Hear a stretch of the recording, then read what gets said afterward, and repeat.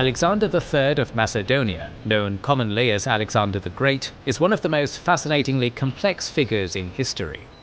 In the course of just over 10 years, he conquered the largest empire the world had yet seen, spread Hellenic culture from Greece to the borders of India, and in the process, changed the course of human history. For over 2,000 years, his life story has been analysed, written and rewritten. He began as a young king of Macedonia, and then developed into a hero and god during his own lifetime. After his death, his legend increased still further, becoming the founding hero of many successor kingdoms, and the ultimate aspirational figure for politicians and military leaders across the Greco-Roman world. During the Middle Ages, he was viewed as a romantic figure of a bygone era, a paragon of chivalric values of virtue. Later still, he was viewed as a tragic figure, a Greek tragedy made real in a man who succeeded purely off the back of his own ambition and drive, before dying tragically young. Today, views of Alexander are more nuanced. Widely acknowledged as one of the greatest military commanders in history, Alexander is also recognized as being a list of contradictions. He could be as vicious and brutal as he could be generous and kind. He was a forward-thinking rationalist, but also superstitious and paranoid. He was in some ways terrible, and in other ways truly great. In this video we will tell the story of Alexander from his first days as King of Macedonia to his conquest of Persia. One part of Alexander's success was technological. He inherited strong weapons and developed strong tactics. In this spirit, here are some ways to use a weapon of the modern age that you might not have thought of, from our sponsor NordVPN. Ordinarily, NordVPN lets you change your IP address across a worldwide network to avoid regional restrictions, and it encrypts your traffic to avoid thievery and surveillance. Another feature though is MeshNet, a system for connecting multiple devices remotely and securely. That lets you move large or sensitive files safely and easily, be it a photo to share or critical data to transfer. Then there's the Dark Web Monitor, which will look out for cases where your personal information is being leaked or sold on the dark web, so you can act before someone uses it to attack you. You can also get a dedicated IP for your devices, which helps avoid captures and block lists. And there's always Threat Protection, a package that you can activate either with or without a VPN to provide defenses against malware and tracking online. That's not even the end of Nord's features, but it's time for an offer. Go to nordvpn.com/kingsandgenerals and you'll get 4 bonus months added on top of a 2-year plan. There's a 30-day risk-free money-back guarantee if you start using NordVPN then decide against it, so there's no harm in trying it out. Get all those features and more today at nordvpn.com/kingsandgenerals. In October 336 BC, on the eve of launching his invasion of the Achaemenid Empire, Philip II of Macedonia died to an assassin's dagger, leaving his ascendant kingdom to an uncertain future. The crown passed on to his 20-year-old son, who had already proved himself both in court and on the battlefield, Alexander. This young king inherited 3 key things from his father. Firstly, the new Macedonian army, with its stalwart phalanx and brilliant cavalry. Secondly, a corps of experienced and disciplined marshals. Finally, Alexander inherited a Macedonian bridgehead in Western Asia Minor, manned by 10,000 troops under generals Parmenion and Attalus. But these inheritances were tenuous, and to keep them, Alexander would have to fight for them. The first order of business was Attalus. Upon Philip's death, his most ardent opponent, Demosthenes of Athens, had reportedly sent letters to Attalus urging him to overthrow the young Alexander. Attalus himself was a long-term foe of Alexander, but was not yet ready to make a significant play. In an attempt to save himself, he passed the letters from Demosthenes to Alexander, insisting that he had done nothing to instigate the collusion. Alexander, however, was not appeased and had Attalus executed, simultaneously sending agents to Asia Minor to secure Parmenion's loyalty through promises of command and authority. Philip's death had also left the wider geopolitical situation incredibly unstable, triggering anti-Macedonian rumblings in the tenuously allied Greek states, particularly Thebes and Athens, as well as unrest in subdued tribal areas such as Thrace and Illyria. At this point, it is worth making a quick comment on terminology throughout this video. Alexander and the Macedonians were a Hellenic people, as were the citizens of the Greek city-states. The Macedonians were, however, a politically separate group, and that divide between Macedonians and those from the Greek city-states is an occasionally important one to make. As a result, this video will refer to people from ancient Macedonia as Macedonians, and those from the Greek city-states as Greeks. When referring to both groups, they will be referred to as the Hellenes or Hellenic. Although advised by Antipater, an experienced general who had served under Philip, to remain cautious, Alexander, as he ever would, instead chose boldness and audacity. He grabbed 3,000 hand-picked cavalry and sped south along the coastal road in order to reassert royal authority. Arriving at the Vale of Tempe, Alexander found the pass between Mount Olympus and Mount Ossa held against him by a strong Thessalian force, who told the king to halt while they decided whether or not to admit him. Unwilling to sit by while this recalcitrant vassal blocked his path, Alexander had his men carve steps into the seaward side of Mount Ossa, rode his entire force over, and came up on the Thessalians from behind. He was quickly acknowledged as their overlord after that, and moved on unhindered. With blistering speed, Alexander rode south, and at Thermopylae was proclaimed hegemon of the largely symbolic Amphictyonic League. Then, before the Greeks even knew what was happening, the Macedonian king materialized outside Thebes, shocking the proud city and assuring its temporary submission. Athens, which always chafed under Macedonian rule, nevertheless sent envoys north, assuring Alexander of its loyalty. The Greek city-states had underestimated Alexander's boldness, daring, and ability, and had been caught off guard. As a result, Alexander convened the League of Corinth and was elected hegemon, just as his father had been, before returning to Macedon. All that in the course of 2 months. The winter leading into 335 BC was spent giving the Macedonian army a crash course in mountain warfare. Now that Greece had been dealt with, Alexander needed to neutralize the rowdy tribes of Thrace and Illyria, so that they were not a threat at home during the upcoming Persian invasion.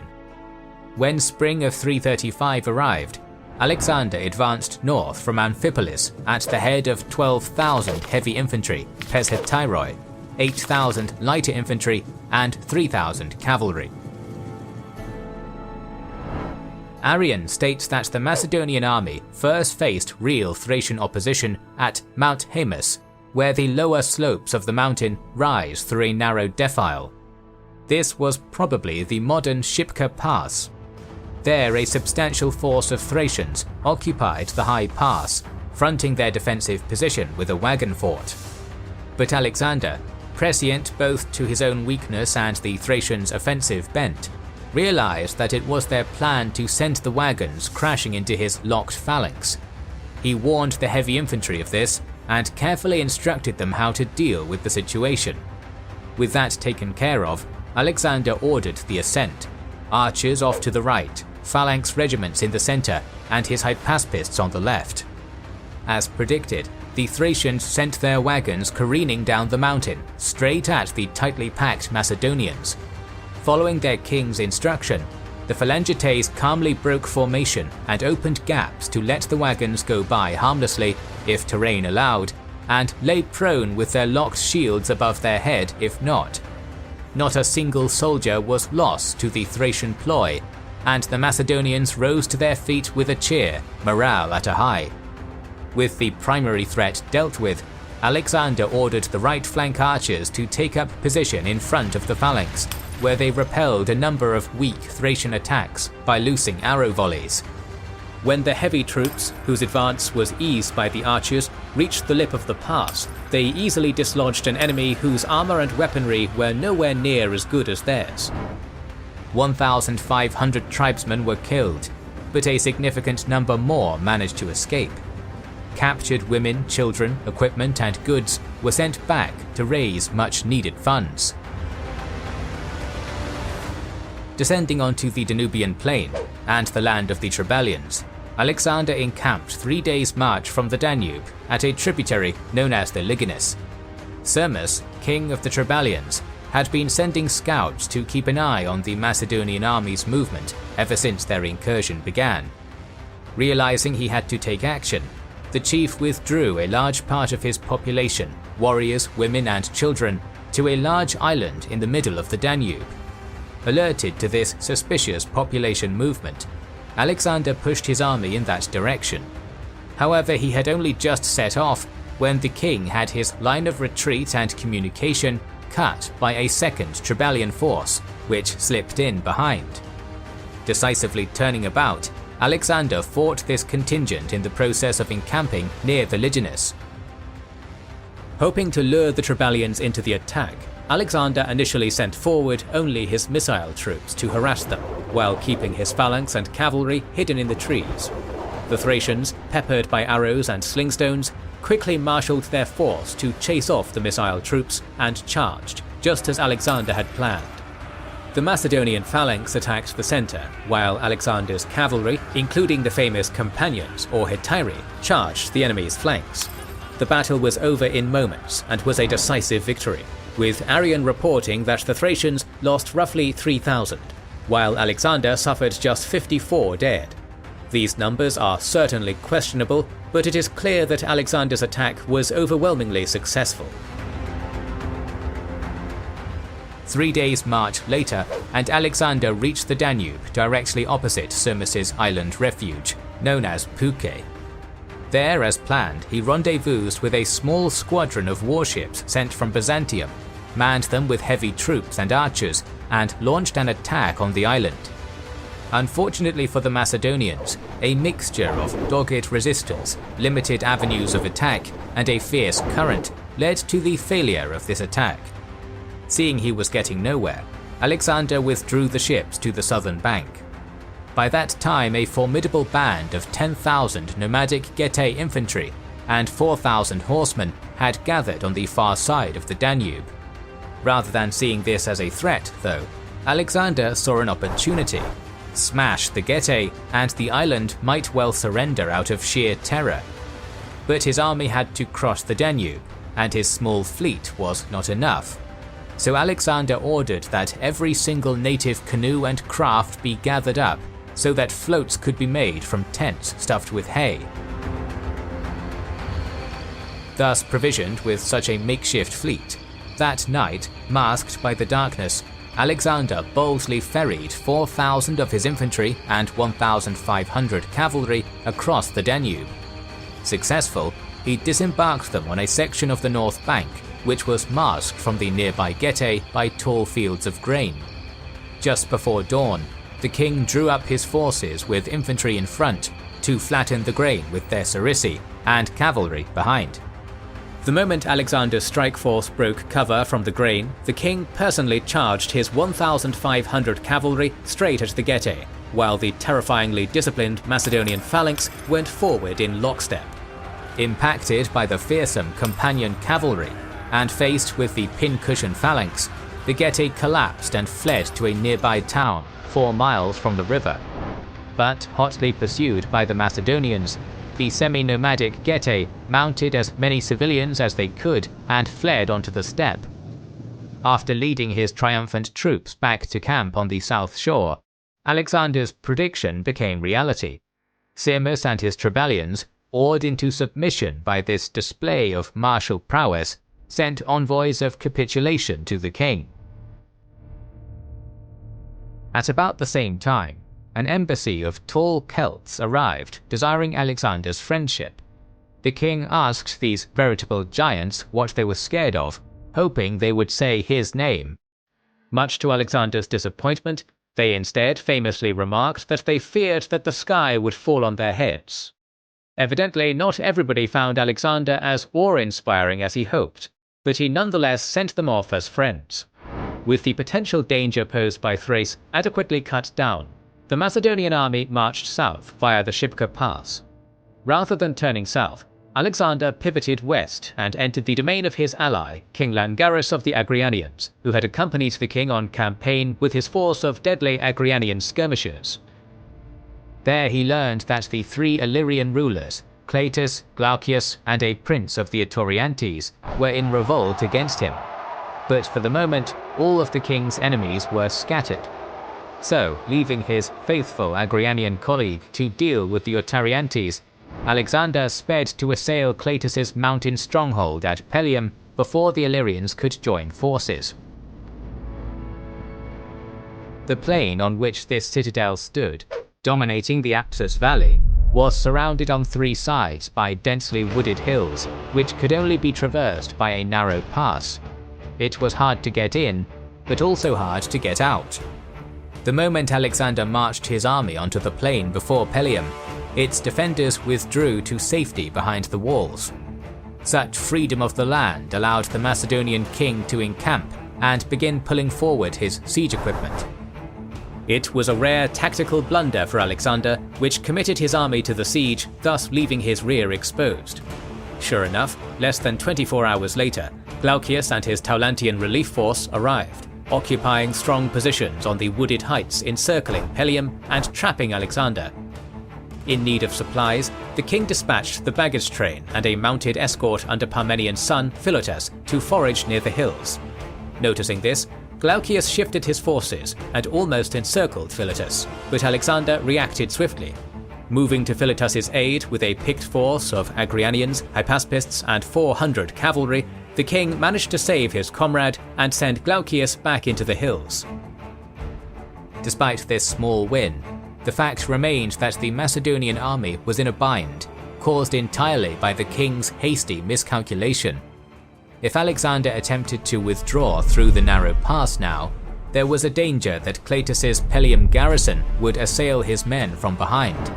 If he stayed where he was, unable to gather supplies and ringed by enemies, the result would be inevitable destruction.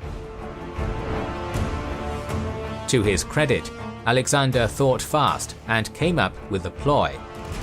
He drew up the Sarissa phalanx into a mass formation 120 ranks deep, flanked by 200 cavalry on either side.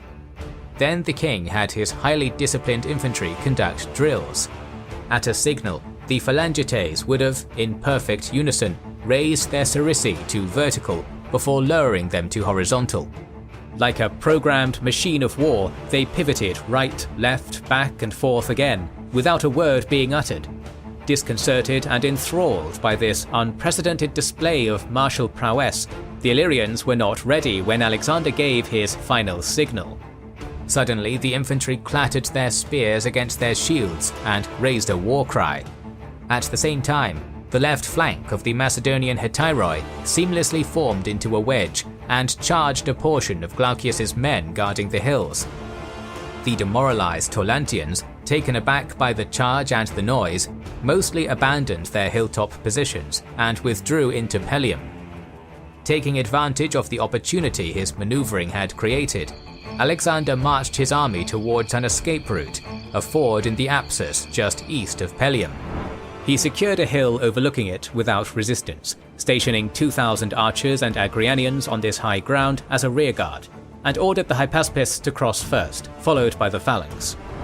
Realizing their quarry might be about to escape the trap, the tribesmen turned, descending on the crossing point. But Alexander, the companions and Agrianians valiantly protected it for long enough that siege catapults could be set up on the far side, where they began bombarding the Illyrians, the first recorded use of siege weapons as field artillery. This use of field artillery and covering fire from archers allowed the crossing to be completed, and all of a sudden the Macedonians were free. Not having lost a single man in extracting his army, and not content with just running away, Alexander withdrew a few miles from the Pelium area and waited, sending out constant scouting parties to see what Glaucias and Cleitus were doing. After 3 days of general recuperation, a reconnaissance force returned with good news. Believing Alexander was gone, the Illyrians were strung out, encamped without sentries, fortifications or trenches. Sensing that an opportunity was ripe for the taking, Alexander assembled a crack force of Hypaspists, archers, Agrianians and 3,000 phalangites and went on the attack. Under the cover of a dark night, the Macedonian king moved back into the valley, and with his Agrianians at the forefront, assaulted the unsuspecting Illyrians on a narrow front. It was a slaughter. As Arrian relates, Some they killed in their beds, others they took without difficulty as they tried to escape. Many were caught and killed on the spot, many more as they fled in panic and disorder. Cletus, his entire army cut down or scattered by an enemy he thought long gone, fled to Pelium, set it ablaze, and then fled to refuge in Tollantian territory with Glaucius, whose forces suffered a similar fate. Our primary sources do not detail exactly where Alexander went next, but Peter Green believes that the Macedonians marched up the country to a crossing in the Tcherna River, where they reunited with a victorious Langaris. With news of victory, however, the Agrianian king brought Alexander ill tidings from Greece. Many Greek city-states had always harbored resentment for their Macedonian overlords, Thebes and Athens in particular. Revolt had been bubbling for some time, but when rumor began to circulate that Alexander and his entire army had been killed in Illyria, key players in the Greek city-states, most notably Demosthenes of Athens, began to call for an uprising. Thebes needed little convincing.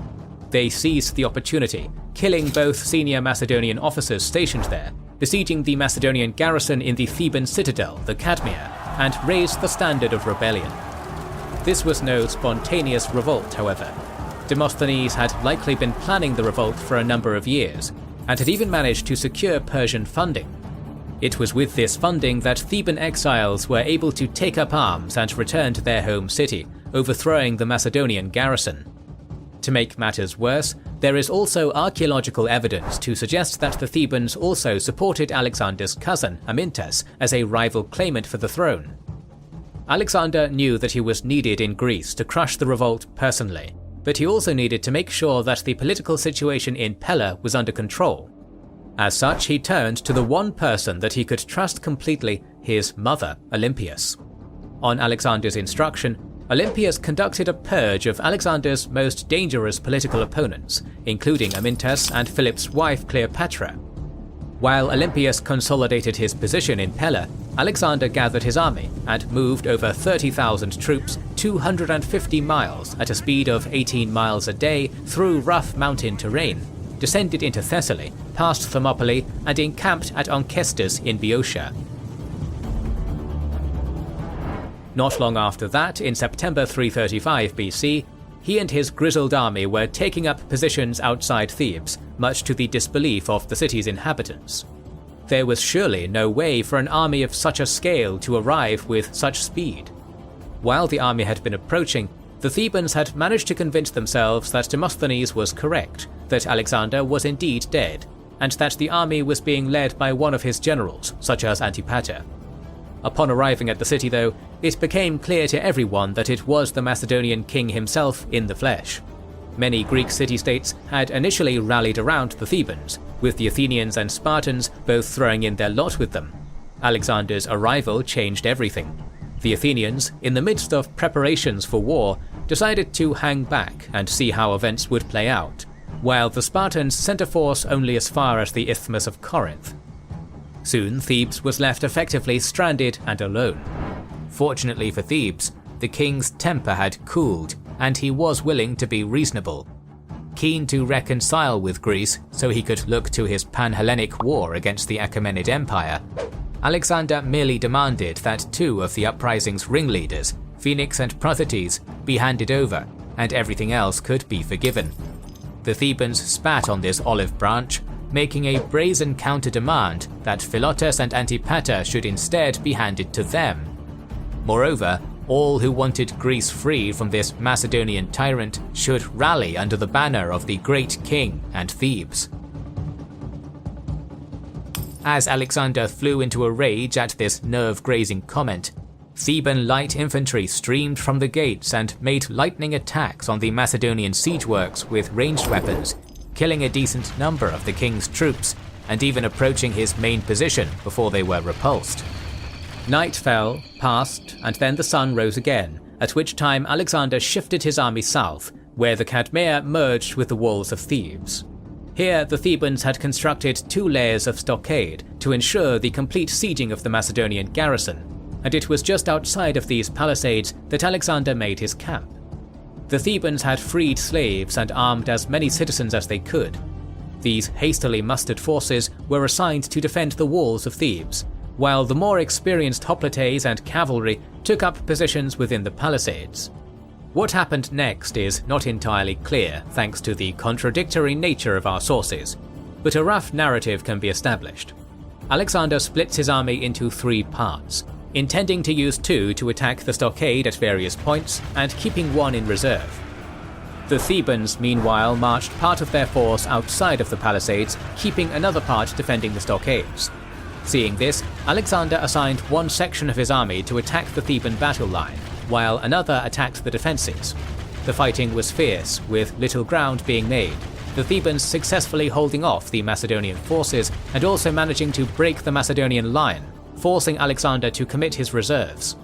At some point in the battle, Perdiccas, one of Alexander's more talented generals, was able to force a way into the city, either through the stockades or an unguarded postern gate. Perdiccas himself was badly wounded in the fighting, but his action allowed the Macedonians to begin flooding into the city. Upon hearing that the city had been breached, the Thebans fighting at the palisade tried to withdraw into the walls, but the chaotic retreat led to many being trampled and the gate into the city becoming clogged. At the same time, the Macedonian garrison from the Cadmea sallied out, attacking the Thebans from within. With the defensive line crumbled and the walls breached, the Thebans staged a desperate defense in the streets of the city, with individual groups making last stands where possible. The Macedonians were ruthless, cutting down any who stood in their way, and by the end of the fighting, 6,000 Thebans and 500 Macedonians lay dead. The entire city of Thebes, a city which had stood for centuries and was the setting for so many myths of the Greek world, was razed to the ground, save for a few temples and the Cadmea, with the entire population being enslaved.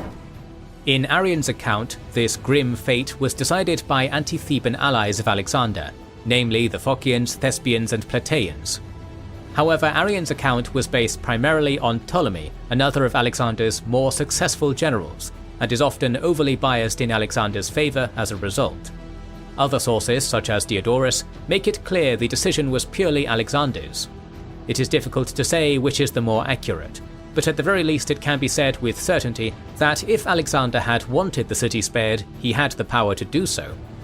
The sack of Thebes and the enslavement of the population was done if not on Alexander's explicit orders, then at least with his consent.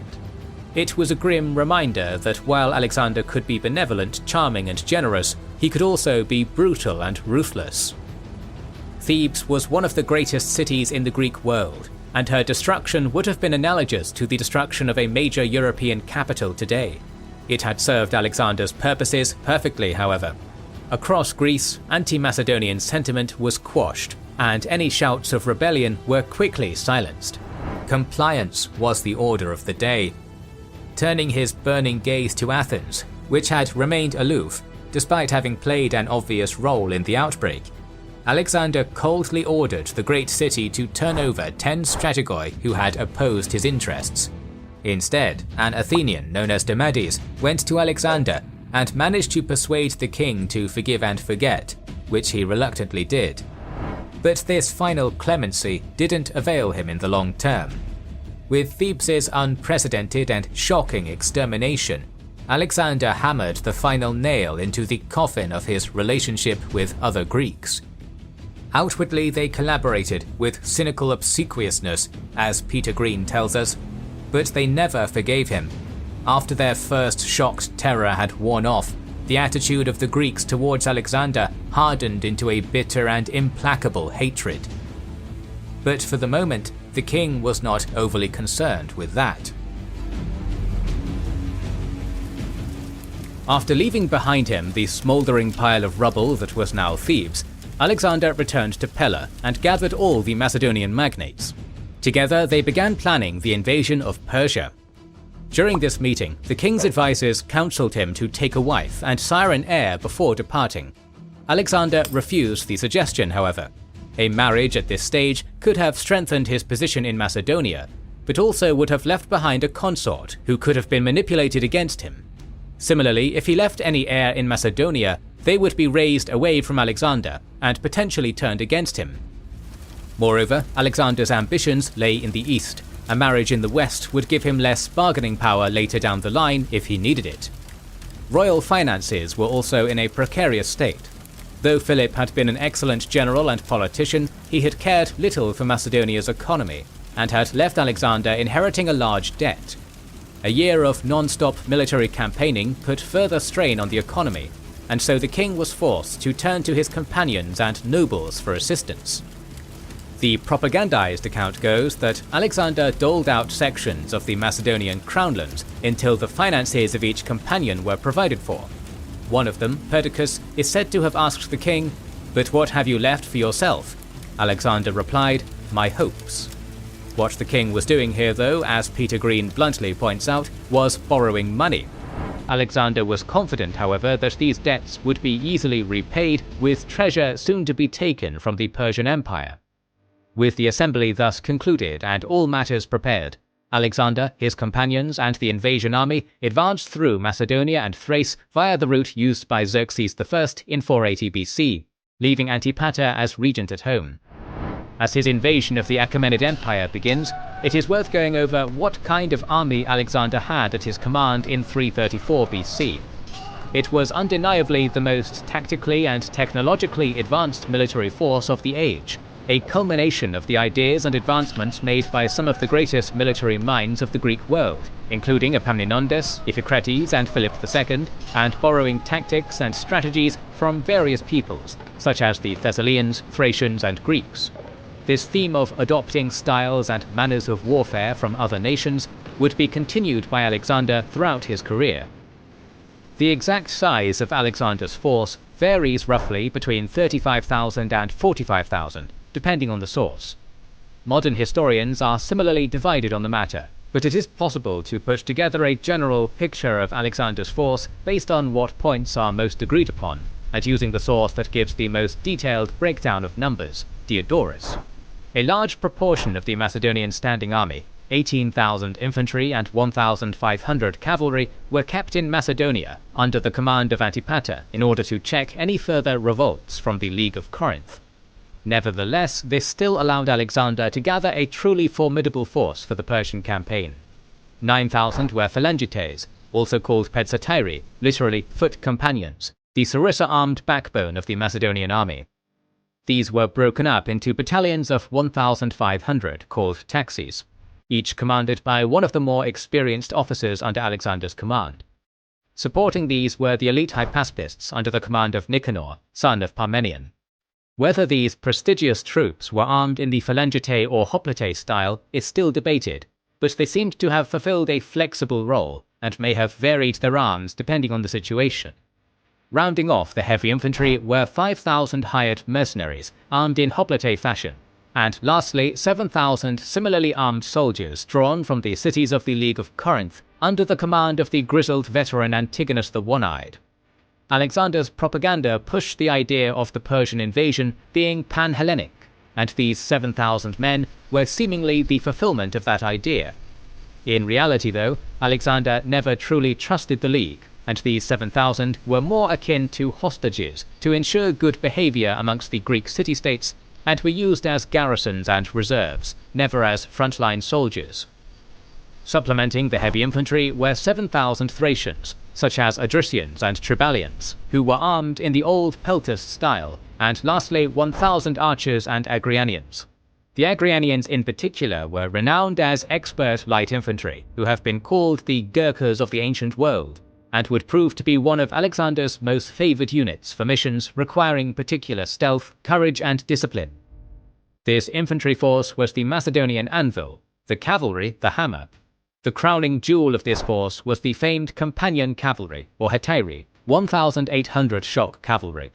Always stationed in the position of honour on the right flank, this unit consisted of 7 squadrons of 200, under the command of another of Parmenion's sons, Philotas, and the royal squadron commanded by Alexander personally, though he would often take direct command of all the squadrons when in battle. This royal squadron also contained Alexander's personal bodyguard, as well as some of his closest friends, such as Hephaestion and Ptolemy. Supporting the companions were the equally formidable Thessalians. Armed in a similar fashion to the companions, They were often stationed on the opposite side of the battlefield, on the left flank, putting them under the direct command of Parmenion. Lastly among the cavalry were 900 light cavalry, also called prodromi, and 600 cavalry from allied Greek city-states. In total, Alexander's force therefore consisted of roughly 32,000 infantry and just over 5,000 cavalry.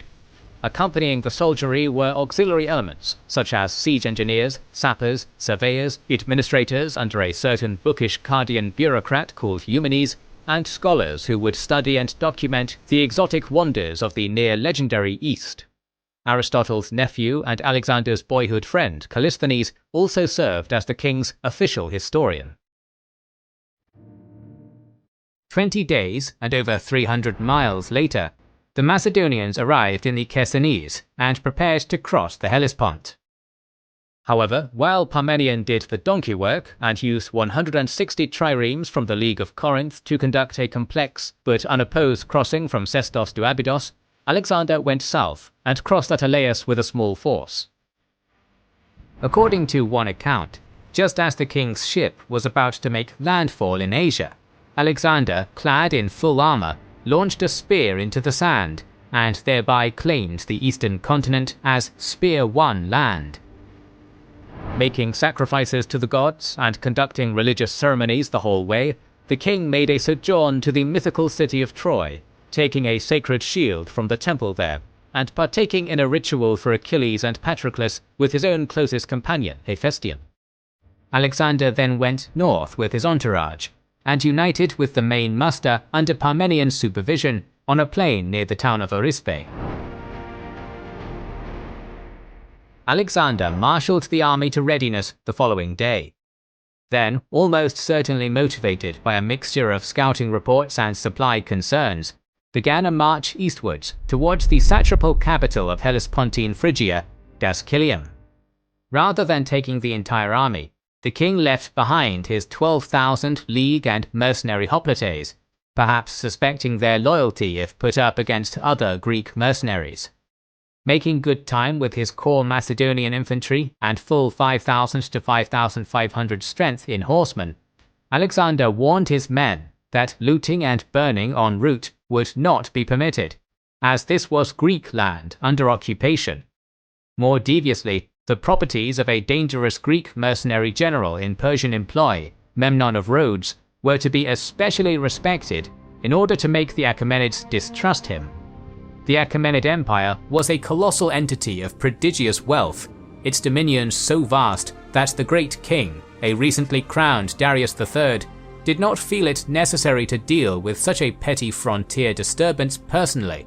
Moreover, as Olmsted has suggested, a significant part of the Persian army was possibly occupied in Egypt, having only recently quelled a revolt there.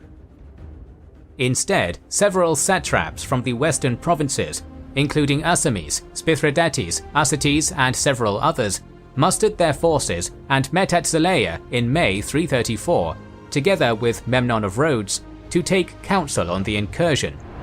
Fully realizing just how lethal Alexander's meat-grinding infantry would be in the field, and aware that the invaders were short on supplies and money, Memnon gravely counseled the Persian satraps not to engage in a pitched battle.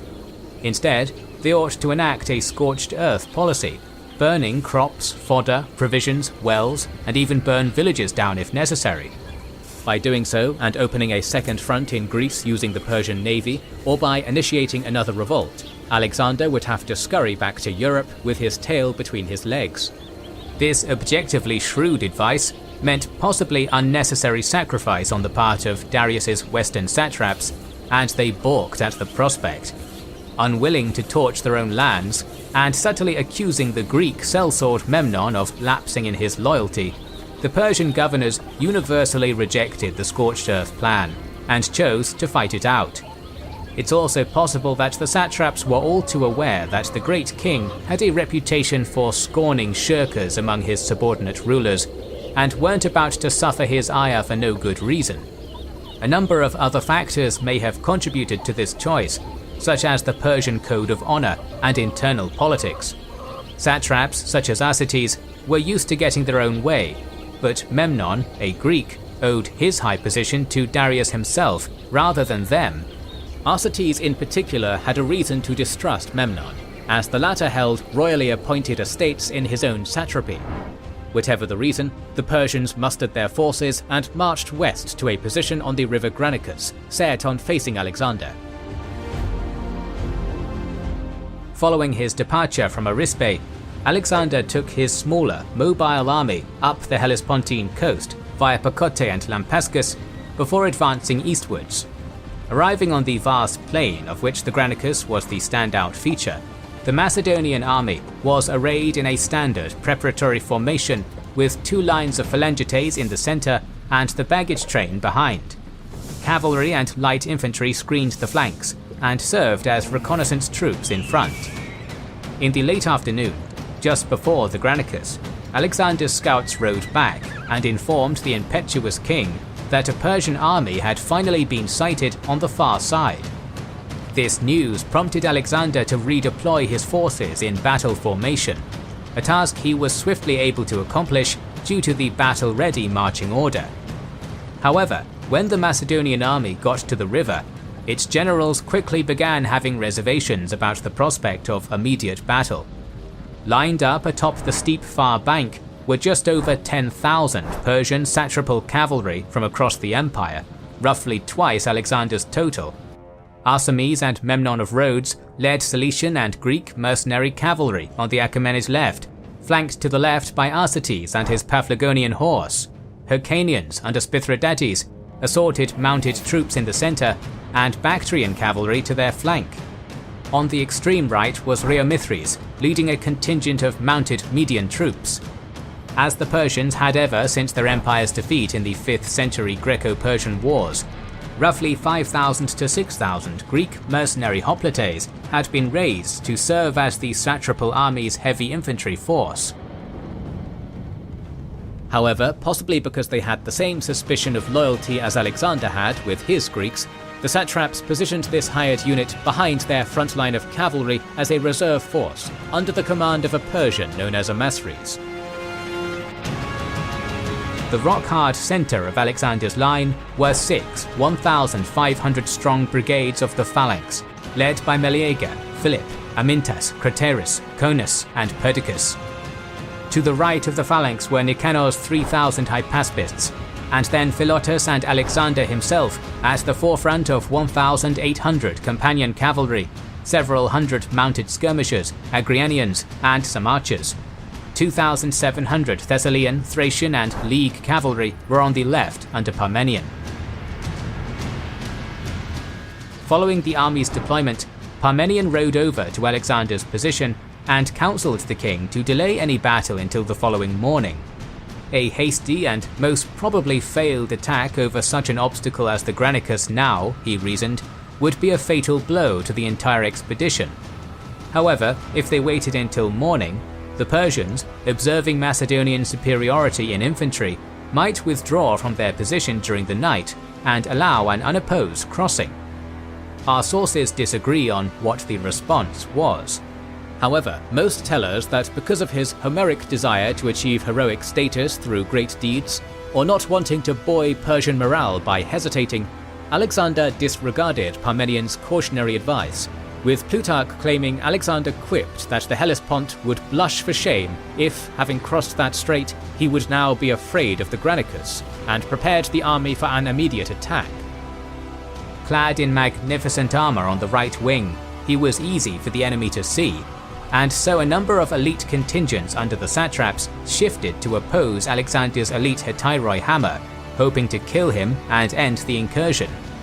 The Battle of the River Granicus finally began when the Macedonian king sent a mixed vanguard of prodromoi mounted skirmishers, Paeonian light cavalry, and a small unit of companions, and his Agrianian favourites into the river, with the outward aim of securing the far bank. However, facing some of the best Achaemenid cavalry from the treacherous and slippery riverbed, they met predictably stiff resistance. Throwing spears and other pinpoint-accurate missile weapons rained down on the beleaguered advance force, causing terrible casualties from a distance.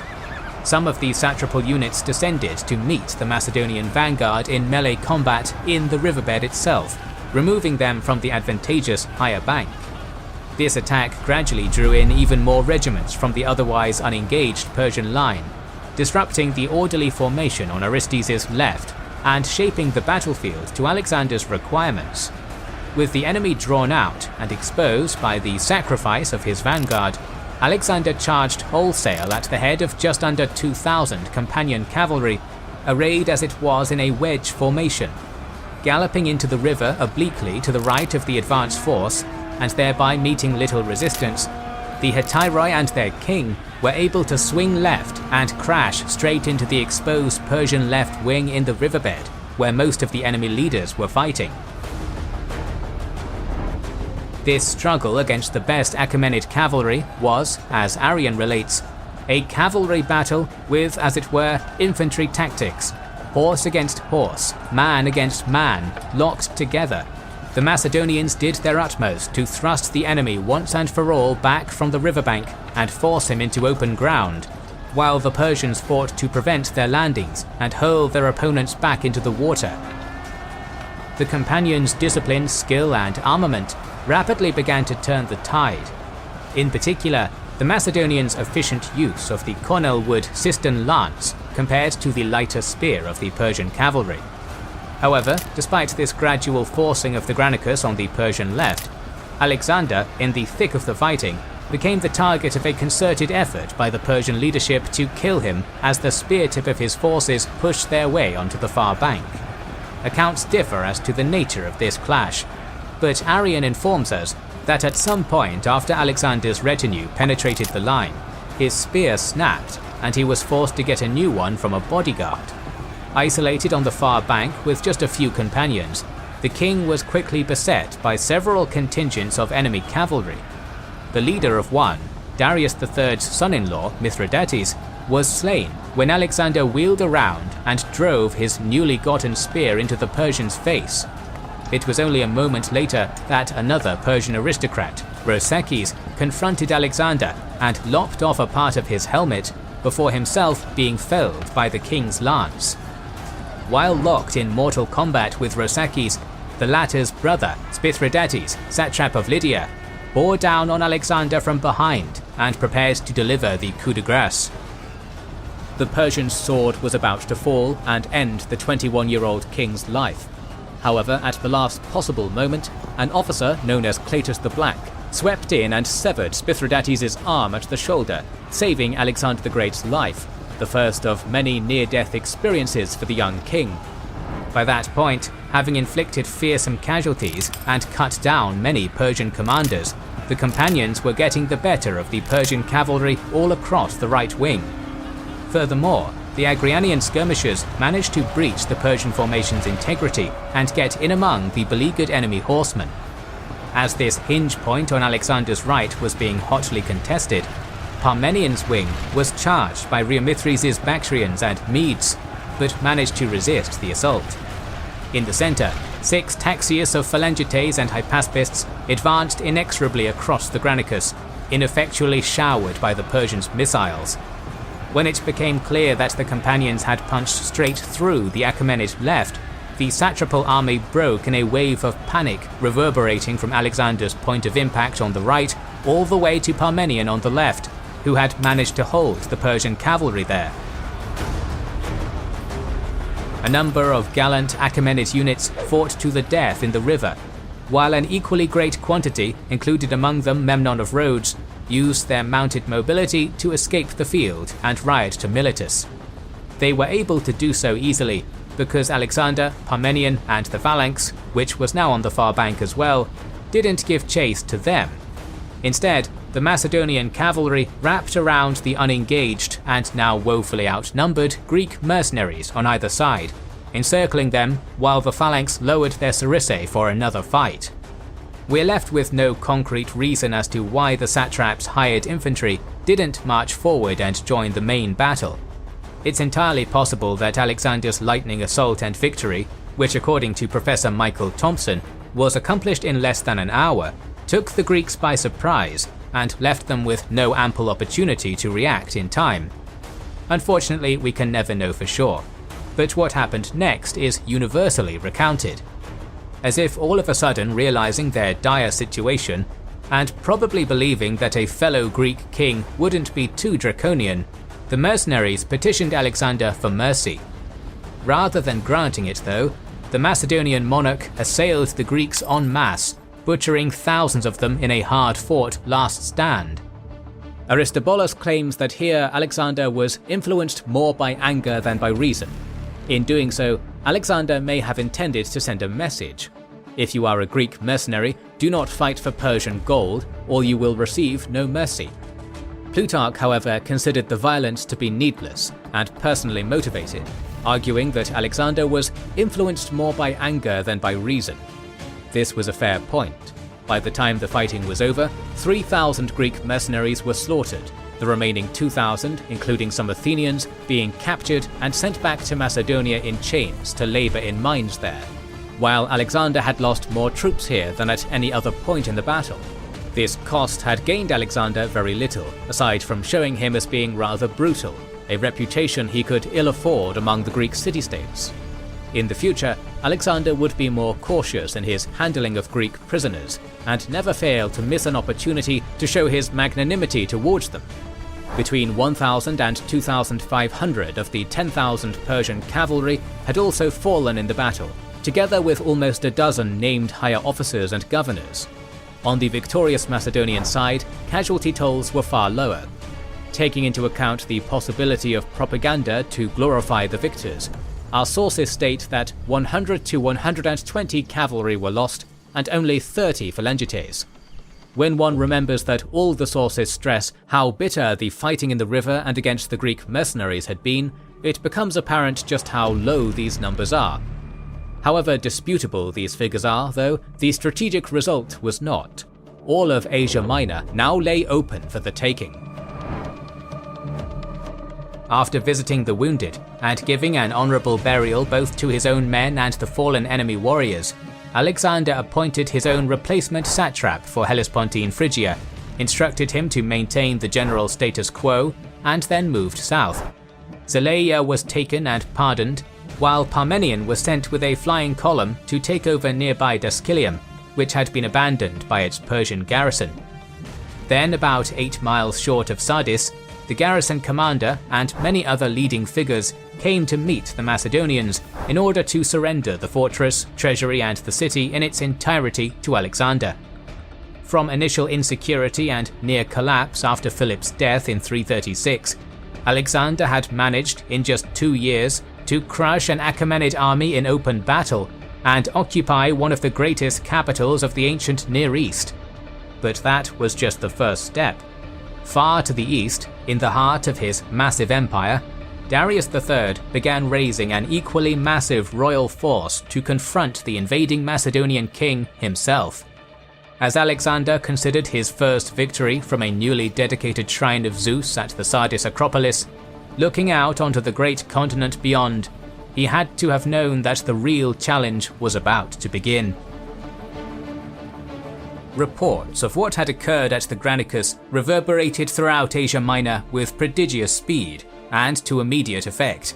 At Ephesus, the mercenary garrison, together with one of Alexander's exiled court rivals, Amnitus, seized a pair of warships and abandoned their post, making their way to the great king's court. Marching from Sardis, the victorious Macedonian king captured Ephesus without resistance after a 3-day march, before rendezvousing with his navy and receiving emissaries from other Lydian towns offering submission. Intent on securing his conquests before advancing inland, Alexander installed large garrisons in the area, made up predominantly of League troops, and gave Parmenion and Alcimachus each a contingent of several thousand troops and sent them off to ensure the capitulation of settlements throughout Ionia, Lydia and Aeolia. Their remit was clear. Greek cities were to have democratic governments installed, oligarchies were to be deposed, local customs were to remain unchanged, and crucially, taxes cancelled, a gesture which never hurts a new ruler's popularity. At this point, while he was concluding affairs in Ephesus, Alexander received a number of important messages in quick succession. First came welcome reports that the governor of Miletus, Pegisistratus, was prepared to surrender his city. Then came the definitely less welcome news that a massive Achaemenid war fleet had been spotted near Rhodes on its way to reinforce the area. Finally, sometime later, Alexander got wind that Hegesistratus, newly inspired by the knowledge that reinforcements were en route, had recanted his surrender. Realizing he had to act swiftly to prevent the city becoming a nigh impregnable Persian fortress, Alexander sent riders to recall his generals and then immediately marched south with what soldiers he had. The King's League fleet of about 160 ships, under the command of another Nicanor, not Parmenian's son, was sent ahead. Racing along the coast, it succeeded in arriving at Miletus before the incoming enemy fleet was anywhere close, where it set down anchor at the adjacent island of Ladi. Not long thereafter, Alexander arrived with the army and occupied Miletus's landward outer suburbs without resistance, before establishing a blockade of the inner districts. Then, to reinforce his anchored fleet at Ladi, the king further fortified the island with Thracian skirmishers and a few thousand mercenary soldiers.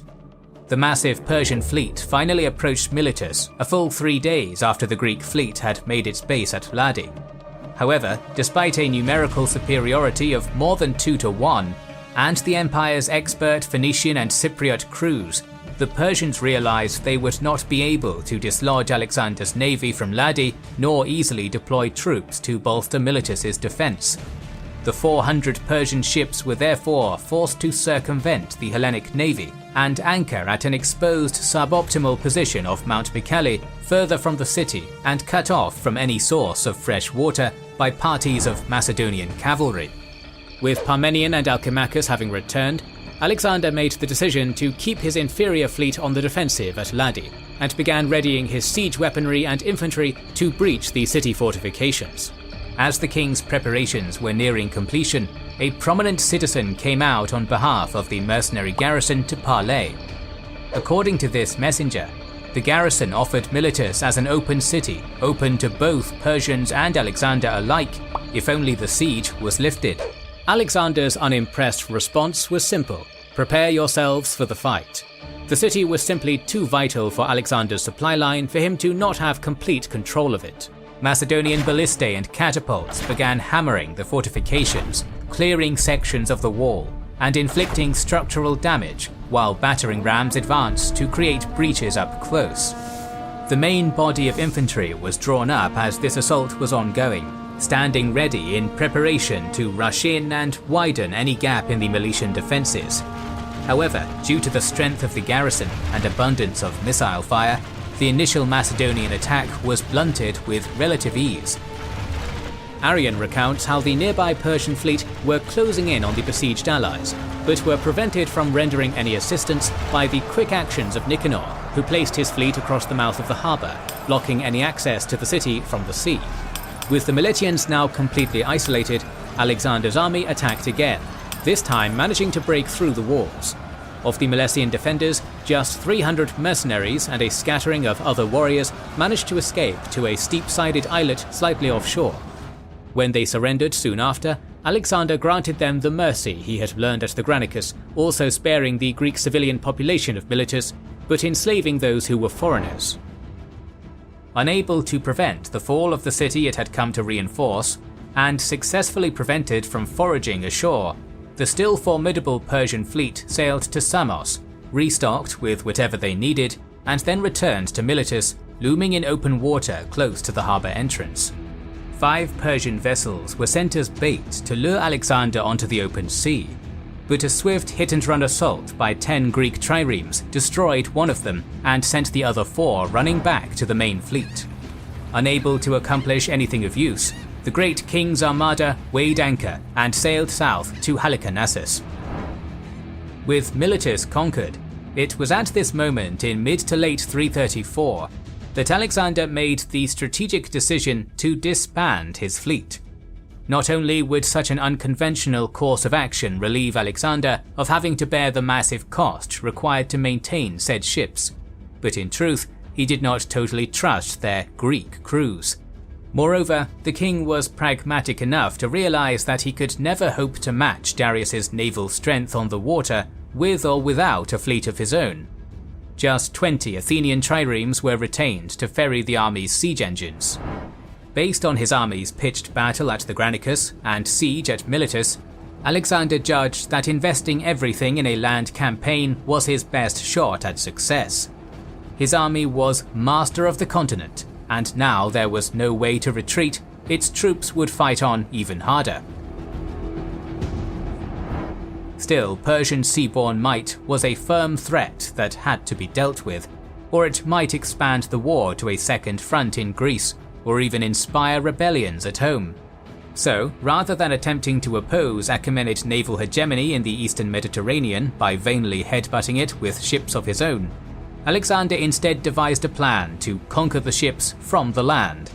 He would embark on a Herculean endeavour within his already titanic campaign, marching inexorably down the Mediterranean coastline and capturing coastal cities from which the Persian navy operated. The first victim of Alexander's new strategy would be Halicarnassus, where Mausolus's eponymous mausoleum was constructed a few decades earlier. Halicarnassus had strong natural defences on high ground, was heavily fortified, possessed a fantastic harbour, and had its garrison swollen by native troops, alongside several thousand mercenaries under Memnon of Rhodes' command. This Greek general, who had risen to new heights following the Granicus debacle, was now Darius's official commander of Achaemenid efforts in the western satrapies. En route to this showdown with Memnon, Alexander stopped at the greatest fortress in the region, Alinda, and was introduced to the exiled Princess Ada, Mausolus's sister. Until just a few years before the Macedonian invasion, this region of southwestern Asia Minor, known as Caria, had been ruled by a native dynasty known as the Hecatomnids, who were in turn autonomous satraps within the Persian Empire. Ada, a Hecatomnid princess, had been the rightful heir before being deposed and exiled by her brother Pixodarus in 340. He died a few years later, allowing the Persians to marry the late dynast's daughter to Orontabetes and install him as satrap. Now Ada asked the king for aid in taking back her rightful position. Alexander was more than happy to take up Ada's cause and secure an ally in the area. Moreover, the two reportedly became very close, Alexander even referring to Ada as mother, and Ada eventually adopting Alexander as her son and successor. Ada was popular in the area, and by accepting her plea and gaining her approval, Diodorus Siculus tells us that Alexander won allegiance from many of the Carian cities.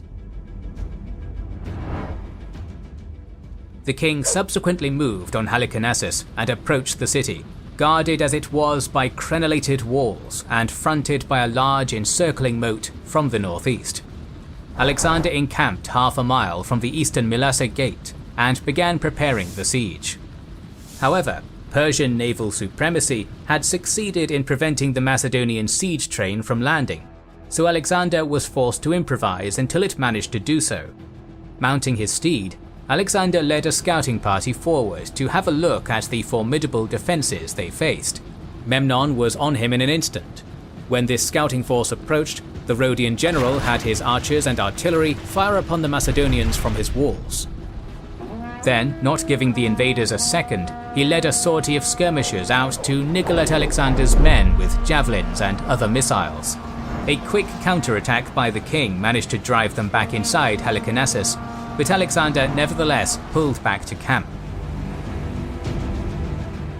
Several days after this initial probe, Alexander assembled his usual crack force of companions, Hypaspists and Agrianians, supplemented them with 3 phalanx regiments, and led them around to the western gate.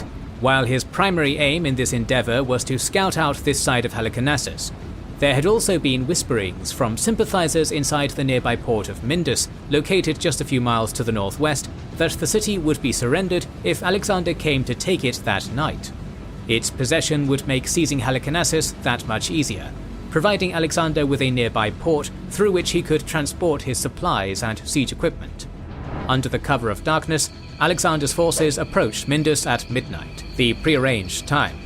Upon his arrival, though, he found the city to be defended, with no sign of the surrender that the Macedonians had been promised. Unwilling or unable to abandon the gambit entirely, Alexander began sapping the walls in an effort to take the town by force. One of Mindus's guard towers fell with relative speed, but the prepared garrison fiercely resisted until reinforcements arrived from Halicarnassus by sea. Having been prepared to simply walk into Mindus, Alexander wasn't ready for another extended siege, and so withdrew to the Mylassa Gate back at Halicarnassus, rejoining the bulk of his army. In what was a truly fortunate twist of fate, the 20 Athenian triremes bearing Alexander's siege train managed to avoid Memnon's ships and unload the city-taking weaponry in a nearby cove. After a rocky start, things were at last looking up for the Macedonians. As the siege engines were made ready, Alexander sent his soldiers, under the cover of portable roofed sheds, to fill in large sections of the outer trench with earth and stones. With the ground prepared, the first proper assault on Halicarnassus could begin in earnest. While trundling siege towers and artillery were used to batter the fortifications, battering rams and mining operations gradually undermined sections of the East Curtain Wall.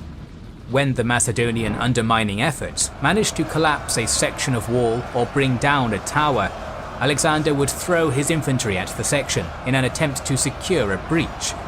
The Macedonian soldiery fought exceptionally well in these engagements, as they always would, but Memnon's equally disciplined Greek mercenaries, supplemented by thousands of native troops and wall archers, managed to keep the invaders at bay with relative ease. So far so good, but Memnon and his command council quickly understood that their enemy's efforts were destroying the walls with disconcerting efficiency. A proactive stance had to be made to prevent disaster. So that same night, while builders worked to patch up the previous day's damage with makeshift secondary fortifications, a commando unit of Halicarnassus's defenders, under Memnon, slipped out of the Carian capital unnoticed and quietly approached the dormant Macedonian siege machines. Getting close, the Greek general attempted to burn down and destroy Alexander's towers, rams, and artillery pieces. Unfortunately for his raiding party, its presence was discovered by sentinels who quickly sounded the alarm. Macedonian reinforcements converged, and a blind, desperate clash in the dark ensued. Beleaguered, unsuccessful, and having lost 170 men killed, Achaemenid forces were eventually forced into retreat. But the hard nighttime struggle had also resulted in 300 Macedonian wounded. Having suffered such casualties, neither side made a move for several days and were temporarily content to lick their wounds. This state of affairs apparently changed 3 days later at the behest of 2 rowdy Macedonian infantrymen from Perdiccas's regiment. In the process of drinking together, each man boasted of his exploits and declared how brave they were. Amusingly, and almost certainly because of Dutch courage, the contest escalated into the 2 enterprising warriors taking up their weapons and moving out, intent on putting words into action. Perhaps somewhat bemused by the odd attack, some guards saw the Macedonians coming and sallied out to assail them, but were in turn killed and driven back by the partially inebriated warriors. Made aware that some of their comrades were in danger, more men from Perdiccas's regiment marched to the fight, drawing even more defenders. This haphazard engagement grew and grew until the Macedonians eventually drove the defenders against the half-destroyed Mylassa section of the wall. Suddenly, with the eastern fortifications in such a bad state, it seemed as though Alexander's forces might actually get into the city on the back of this deadly drunken brawl. Unfortunately for the troops who started the whole debacle, Halicarnassus's surprise was matched by most of the Macedonian army, which, being unaware of what was actually happening, did not press the attack in time, and Perdiccas's men were repelled. Alexander's late intervention prevented their destruction. To protect the area, Memnon had a crescent brick wall built, but this slapdash measure was clearly a weakness. Still, the whimsical nature of this event disguises the fact that it was a lethal clash that claimed the lives of many on both sides. So many Macedonians were killed, in fact, that Alexander sent a herald forward to ask for a truce so bodies might be recovered. 2 of Memnon's Athenian comrades, Ephialtes and Thrasybulus, advised their leader to deny this request. Memnon, in a move which allows us to see some of the man's honourable character, allowed it anyways. No real timescale is given by which we can judge the siege for sure, but the defenders had managed to hold the city for at least several weeks. Knowing that they would need to go on the offensive if they were to win the battle, the trio concocted a daring strategy. Hand-picking 2,000 mercenaries, Ephialtes sallied out of the city and attacked the Macedonian position. While half formed a phalanx and doggedly held off the king's infantry, the other half wielded brands and caused a great conflagration among his siege engines. Ephialtes' surprise attack, ably assisted by missile fire from the walls, was pushing back Alexander's infantry. The situation became even more critical when Memnon sallied out of the northern gate of the city with Persian reserves, striking the Macedonian infantry in the flanks and rear. At this moment, beset on all sides, Diodorus states that even Alexander found himself quite helpless. It seemed as though the Persians were close to achieving a great victory and breaking the siege. However, it was at this final juncture that Alexander's reserve battalion of grizzled veterans from Philip's era locked their shields, lowered their spears, and entered the fray. These men smashed directly into Ephialtes' spent ranks, an unbreakable shield wall, and ripped them to pieces. This action was enough to rally the rest of the army, who regathered and pressed the assault. In minutes following this intervention, the Greek captain Ephialtes and hundreds of his soldiers were slain, leaving the sortie leaderless. Worse still was the psychological effect. The defenders had been on the edge of victory, perhaps of winning the entire war. They were not prepared for another fresh foe, and now they began routing. So panicked were the Halicarnassians at this sudden turn of events that they closed the gates too hastily, trapping a portion of their sally forces outside to be slaughtered against the ruined curtain wall. Over 1,000 of Memnon's troops had been slain in the risky action, and it hadn't paid off. Still, Alexander, whose deployment of the reserves had saved the day, cautiously pulled back to camp at nightfall. Unknown to him, the siege was over and he had won. Inside the moonlit city, Memnon and Orontobates took counsel, and taking into account all of their severe losses and the failure of their final gamble, decided to give up a greater part of the city. Memnon installed the best of his remaining soldiers in Halicarnassus' seaboard citadels at Salmacis and the Arcanesi, before loading the remainder onto his anchored and unchallenged navy, together with whatever movable supplies he could get his hands on. Then, in a methodical scorched earth attempt to prevent Alexander from gaining too much from his conquest, the withdrawing Achaemenids set fire to immovable stores, armories, artillery, and houses next to the walls. It did not seem to have been a vindictive act of wanton destruction against the civilian population, but seasonal autumn winds fanned the flames and led to its spread over great areas of the ancient city. While Memnon raised anchor and embarked, Alexander finally entered the burning city at midnight. At the king's command, Macedonian regiments marched respectfully through the liberated city, rescuing any inhabitant imperiled by the fire and demolishing buildings to create fire breaks. Surveying the still garrisoned fortresses, Alexander had a wall built around Salmacis to prevent any sortie, but found himself unable to do anything about the island's strongpoint of Arcanesi.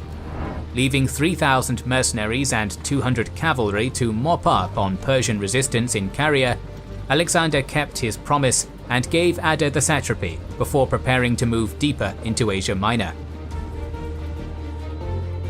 As he did so, the armies of Great King Darius III were finally nearing readiness to the east. In the course of the next year, 333, they would march west to the first great confrontation between the two greatest kings of the age at Issus. Once affairs at Halicarnassus had been settled, Alexander divided his army in two. Parmenion marched off to the north, with orders to secure the inland territories of Anatolia, while Alexander took the rest on an eastward march along the coast, after which he planned to rejoin Parmenion in Gordium. Moving into Lycia as 334 passed into 333, the Macedonians subdued and received the surrender of over 30 towns, including Telmessos, Xanthus, and Phaselis. Following a brief spat with some Pisidian Hillfort brigands, who reportedly burned their own families to death rather than have them fall into Macedonian hands, Alexander passed into Phrygia and swiftly reached the linchpin town of Kelene. As it possessed a nigh impregnable acropolis, Alexander was forced to accept the defenders' terms that if no relief arrived within a certain period, they would surrender. After personally waiting 10 days, the king decided to move on. To conclude matters at Kelene, Alexander appointed one of his two most experienced and talented generals, Antigonus the One-Eyed, the same Antigonus who had previously been commanding the League troops, and would later become one of Alexander's greatest and most powerful successors. From Kelene, Alexander marched north to Gordium, the ancient royal seat of the mythological Phrygian monarch Midas, where he reunited with Parmenian's half of the army. It was also the location of the famous Gordian knot, a fantastically complicated knot tied by Midas himself in such a way that it was impossible to find the ends of the rope. Legend said that whoever could untie the knot would become king of all Asia. Never one to pass up on such a propaganda opportunity, Alexander rose to the challenge by either removing the linchpin around which the knot was tied, or the more popularly cited version, simply slicing through it with his sword. Already Alexander was showing himself to be a shrewd ruler who understood the need to appeal to local customs in order to secure his own legitimacy, and one who was not afraid to be bluntly pragmatic when needed. Fortunate events elsewhere were to grant further credence to this newfound destiny. After his dogged, albeit failed defense of Halicarnassus, Memnon of Rhodes had finally been granted the Great King's green light to carry out the strategy he'd proposed before the Granicus, scorched earth and a second front. Darius also funneled his favourite Greek general plenty of treasure, with which he energetically recruited another professional mercenary army and saw to the maintenance of his 300 to 400 ship fleet. With this powerful seaborne force at his disposal, Memnon launched an assault on the Aegean islands. Kos and Samos came over to the Persians, followed by Chios and even the great port Mytilene on Lesbos. Meanwhile, the Rhodians' agents and spies went through Greece, priming the always rebellious city-states to revolt against Alexander when the time was right. In strategic command, Memnon seems to have truly been in his element. All of a sudden, a Persian counter-invasion of Greece looked entirely possible, and Alexander's overextension into Asia Minor seemed foolish at best. However, at this moment of greatest danger and Memnon's highest point, the Rhodian general suddenly fell ill and died in summer 333. Alexander, who received the news at Ankara in May or June, was elated. The indirect second front plan was Memnon's own, and without its mastermind, the endeavour completely collapsed. Macedonia was safe. When the disastrous news reached Susa, Darius III called together a conclave of senior advisors and allies to establish what exactly was to be done. The majority of these Persian councillors advised Darius to confront Alexander now, in person. The troops would fight better with their great king alongside them. One of the detractors, a fervently anti-Macedonian Athenian mercenary commander exiled by Alexander, known as Charidemus, hotly argued that it was sheer stupidity to risk the empire on such a gamble. An experienced general, such as himself, he argued, somewhat self-servingly, ought to be sent to conduct the war. Darius agreed at first, but the throng of Persian advisors balked at the idea and shouted it down, even accusing the Greek of wanting to betray them to Alexander. Fiery-tempered Charidemus shot back, raving about the Persian lack of fighting will and manliness. His tirade so offended Darius that the king subsequently had Charidemus executed. From Susa, therefore, the great king marched to Babylon, gathered his many vassals from across the empire, and summoned their armies. Meanwhile, at Ankara, Alexander received the altogether insincere submission of the provinces of Cappadocia and Paphlagonia before marching southeast to the Cilician Gates, which was held by a small force of Arsames' troops. However, in a stroke of luck Alexander would later recount as his greatest, Arsames and most of his men were busy burning and ruining the Cilician plain in accordance to Memnon's scorched earth strategy, allowing Alexander to seize the mountain pass in a night attack. Realizing what had just happened, Arsames fled to rendezvous with the king, and Alexander entered Tarsus on September 3rd, 333. After jumping into the freezing Kidnus River, the king was left debilitated by a bout of illness for several weeks. During this time, he sent Parmenion around the Gulf of Alexandretta to scout out the situation and hold the crucial passes between Syria, Mesopotamia, and Anatolia. Alexander's condition worsened rapidly. He developed a severe case of pneumonia, and there was a serious concern that Alexander would not survive. There was one doctor in Alexander's camp, however, his friend Philip of Acania, who thought he would be able to treat the king and concocted a medicine for him. Just before Alexander was about to drink this tonic, a message arrived from Parmenion. It contained a grave warning that Alexander's doctors had been bribed by Darius and that they would soon attempt to poison him. Alexander read the letter carefully and then passed it to Philip, drinking the medicine while his physician read it.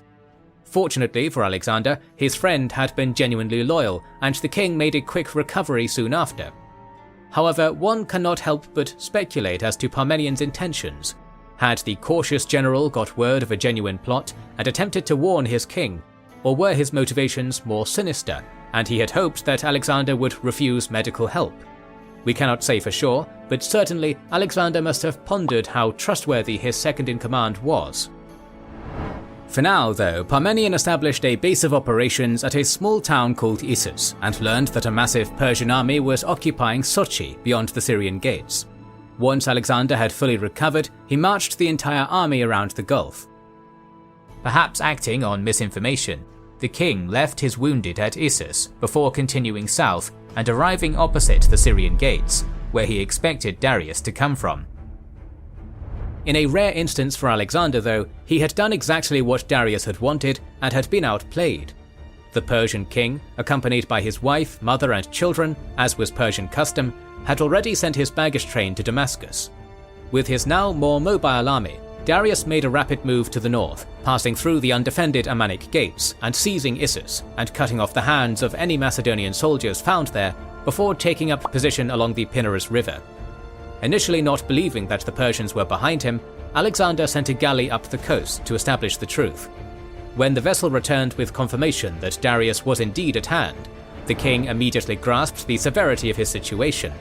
It had been a brilliant strategic move from the Persian king, which left Alexander cut off from his supply line and in a precarious position.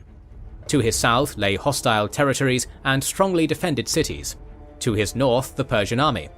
With his supply line severed, Alexander had little choice. He would need to turn north and attack Darius from the front and across a river, a difficult task for any army. Alexander, who was about a dozen miles south of the Persian position, fed the bulk of his army a hot meal in preparation for the coming march. At the same time, the king sent mounted scouts to scope out the road between the army and its destination. When night fell, Alexander marched his whole army to the high ground at a pass known as the Pillar of Jonah, from where he could see the Achaemenid campfires glimmering across the plain. The well-fed soldiery now also got the rest and recuperation it required, sleeping for many hours. Just before daybreak, the army rose from its slumber and began a disciplined march up the narrow coastal road. Although confined to columns at first due to the terrain, with infantry units in front and cavalry behind, more Macedonian warriors were gradually brought forward as the terrain opened up, slotting seamlessly into the formation. When Darius received word that Alexander was closing in, he sent a force of skirmishers and most of the cavalry to ford the Pinarus, aiming to prevent the Macedonians interrupting or even seeing his deployment. It was probably around this time that Alexander arrived opposite the stream with his infantry regiments lined up with the sea on his left and foothills to the right. The majority of Alexander's cavalry now massed on the right flank, and all of a sudden, the long-awaited showdown was now imminent. It is incredibly difficult to establish exactly how many soldiers Darius III had with him at Issus in 333, a fact that makes charting the course of the battle that much harder. Typically hyperbolic ancient sources, such as Arrian and Plutarch, estimate Persian strength as anywhere from 250,000 all the way to 600,000, numbers which are clearly excessive. Modern scholars tend to be just as varied, but the vast majority, notably Bauza, Green, Worthington and Hammond, agree on somewhere between 80 and 100,000. King of Kings Darius III, manning the royal chariot, was stationed in the centre, behind the front line, as Persian tradition dictated. Surrounding his immediate person were the infamous Persian immortals, the royal bodyguard whose number never dropped below 10,000. Off to either flank were 10,000 Greek mercenaries, and further still were units of mixed Persian infantry, known as kadekis, fronted by archers. The second line was made up entirely of lightly equipped levies. Now that the infantry was arrayed, Darius brought his myriad cavalry back across the Pinarus. Our sources tell us of Medes and Hyrcanians, but we can infer the presence of Paphlagonians, Cappadocians, Cilicians, Bactrians, Sogdians, and even steppe nomads from beyond the frontier, massing on the flatter seaward side of the battlefield. Another small Persian unit was sent to occupy the hills behind Darius's extreme left flank, to threaten the Macedonian right flank and rear. As with his infantry deployment at the Granicus a year earlier, Alexander's main battle line Sarissa phalanx was divided into 6 brigades. They were led, from left to right, by officers Amyntas, Ptolemy, Meleager, Craterus, Perdiccas, and Coenus. To the left of the standard phalanx were Cretan archers and Thracian javelinmen, while to the right were the elite Hypaspists under Nicanor. They were flanked to the right by the Macedonian king and his customary strike force, Campanian cavalry under Philotas, Paeonian light horse, Agrianians and archers, supplemented by the Thessalian division. His army was still about 40,000 strong in total. Both forces now prepared for the clash to come, but Alexander saw 2 matters of concern that required attention. First and foremost was the overwhelming concentration of devastating Achaemenid cavalry opposing Parmenion on the left. If the order of battle stayed as it was, Darius's horse would simply sweep his army off the field. To remedy this, the king swiftly adjusted his plan, sending the Thessalians across the battlefield to reinforce his second-in-command as covertly as possible. Second, but still troublesome, were the Persians positioned in the hills. Alexander dealt with them by detaching a force of archers, slingers and Agrianians and light cavalry, and sending them to secure the heights. The Persians did not put up any resistance, however, and were chased from the hills, Alexander keeping 300 cavalry on the high ground, while recalling the light infantry to secure his flank. With his concerns dealt with, Alexander ordered a slow, measured and deliberate advance to begin across his entire line, periodically halting in order to bait Darius into attacking first. The Persian king did not fall for it, instead keeping his line solidly behind the Pinarus. At last, when the armies were about to enter missile range, Alexander rode from one end of his line to the other, shouting words of encouragement to the highest officers and the lowliest footmen alike by name. He told the Macedonians of their valour and Philip, the Greeks of the injuries Persia had inflicted upon them in centuries past, and the loot-oriented Thracians of the booty that was waiting just for them. According to Rufus, as Alexander galloped back to his position at the head of his right wing, the Persian front raised a great cry of battle, which was then returned by the Macedonians with equal vigour. Then, almost simultaneously, both Darius's massed cavalry on the seaward flank and Alexander's strike force on the other side of the field, together with the central Macedonian phalanx, launched their attempted hammer blows. It was now a question of time. Parmenions' Thessalian and allied cavalry was beleaguered and outnumbered, and would eventually collapse. But would that crunch point come before Alexander could win the battle? The warrior king of Macedonia charged directly across the Pinarus at the head of his picked force of companions and others, delivering a critical strike to the units opposing him almost immediately. The Xyston-wielding cavalry wedge first smashed into the screen of Achaemenid archers, killing many and driving the rest back into the infantry behind them. Without slowing for a moment, Alexander barreled on and smashed through the first infantry line as well, utterly collapsing Darius's left wing. Unfortunately for the king, the battle elsewhere was taking a bad turn. Parmenions' gallant horsemen were essentially surrounded by the Persian cavalry and fighting a losing battle, but that was to be expected. More disconcerting was the situation in the center of the battlefield. Perhaps drawn in the wake of their king's charge, some of the rightward phalanx regiments and hypaspists had drifted yet further to the right, opening up a gap in the line. This, combined with the rough terrain near the stream, diminished the integrity of the wall of Macedonian Sarissa. Before the Phalangites could regroup on the far bank and reorder their formation, Darius's highly trained Greek mercenary contingent, 1,000 strong and armed with shorter spears that were better suited to such uneven ground, came to grips with them. What ensued was a brutal slogging match, Macedonian soldiers fighting tooth and nail to best their Greek enemies amid the steep, bramble-overgrown bank of the Pinarus. The inflexible phalanx's inexorable advance proved itself exorable indeed. Noticing the newly opened gulf between the Macedonian infantry units, a force of Greek mercenaries attempted to drive into it and break the invaders' phalanx apart. All of a sudden, the Phalangites began withdrawing. The situation might have turned especially sour if not for the prudent intervention of Ptolemy, son of Seleucus, accompanied by veterans and officers who fought to keep the line steady and plug the gap. 120 of them lost their lives in this ferocious melee, together with Ptolemy himself. Still, the momentum in the center was with the Persians. Fresh from his relatively simple task of rolling up Darius's left wing, Alexander got as good a look as he could at the state of the battlefield and quickly decided what to do next. Pivoting inward from the now exposed Persian left, the companions swung around and charged the flank and rear of the Greek mercenaries in the center. This assault relieved a significant amount of pressure on the Macedonian phalanx, allowing it to regain formation and continue advancing across the river. The momentum had now shifted the other way. Now, either by accident or on purpose, Alexander and his elites found themselves tantalizingly close to Darius's position. The king laid eyes on the Persian Great King, and with Homeric spirit launched an all-out attack, intent on seizing Darius and ending the war. Observing the danger, Darius's dutiful brother Oxathres led the royal cavalry bodyguard into Alexander's path, who, despite fighting doggedly, were promptly slaughtered. In the desperate struggle, one source relates how Darius even managed to wound Alexander in the leg before being carried into danger by the spooked horses of his royal chariot.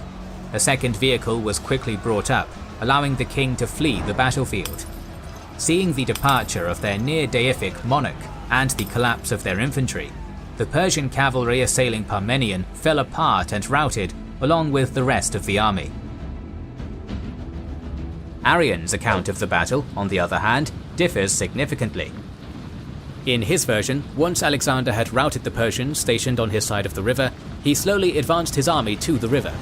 As soon as he came within missile range of the Persians, the Macedonian king initiated the battle, charging across the river with his companions to minimize casualties from the arrow fire. This detachment crashed into the Persian left flank, forcing them to give ground.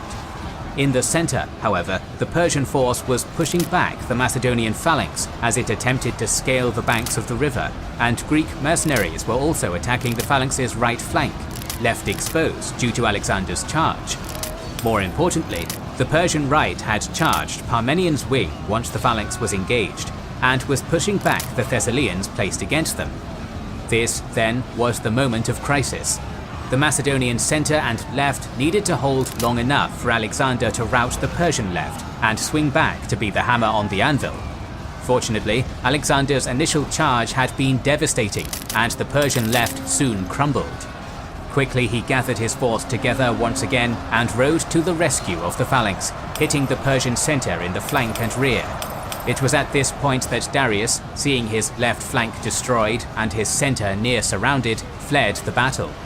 The Persian right flank, though having been rather successful in their fight against Parmenion's flank, saw that the battle was now lost and pulled back, initiating a general rout.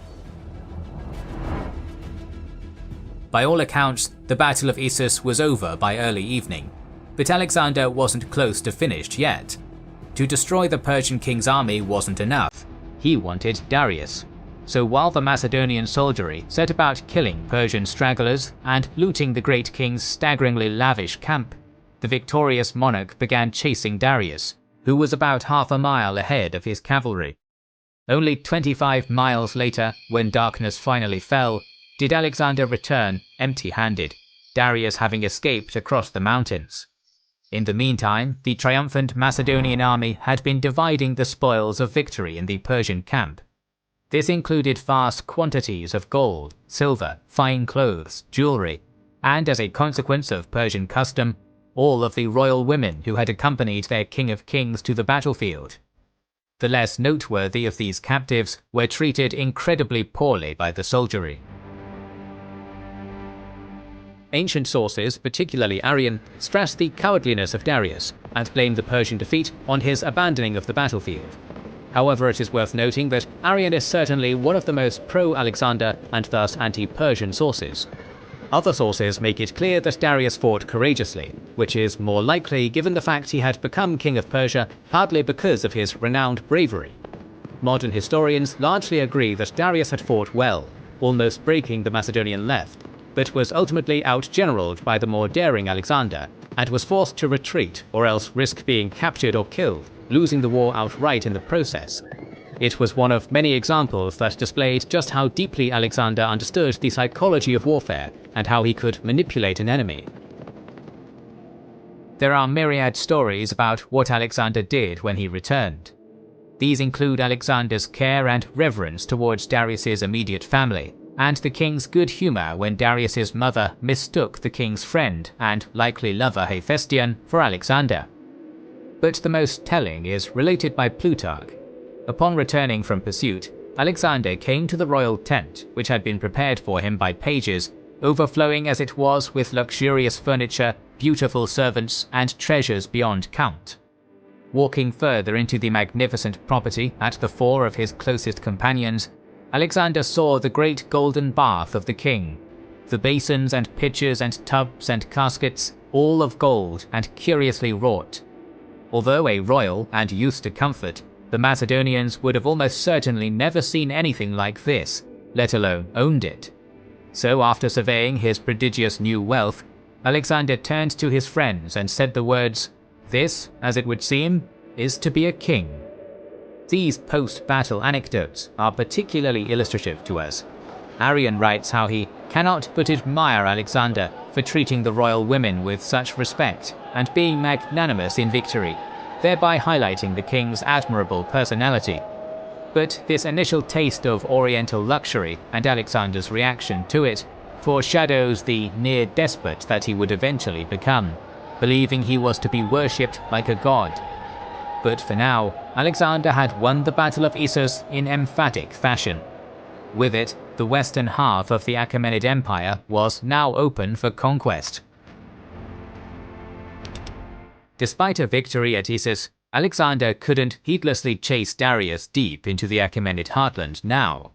This wouldn't just draw him into an unknown hostile land and a possible guerrilla war, but would also leave behind potentially fatal issues in his rear. Much of the royal army's massive cavalry contingent had escaped north of the Taurus, where they were sure to wreak havoc on Macedonian supply and communication lines. Of even greater importance still was the great king's Phoenician armada, which, under the command of satrap Pharnabazus, had renewed a campaign in the Aegean and now dominated most of it. So, while Darius began raising another army from his eastern provinces, Alexander decided to continue with his plan to take over Persia's naval bases. A few days of rest after Issus, and the army was on the move once more, pressing south into Phoenicia. Following the surrender of Marathus, Alexander received envoys bearing an offer from Darius III.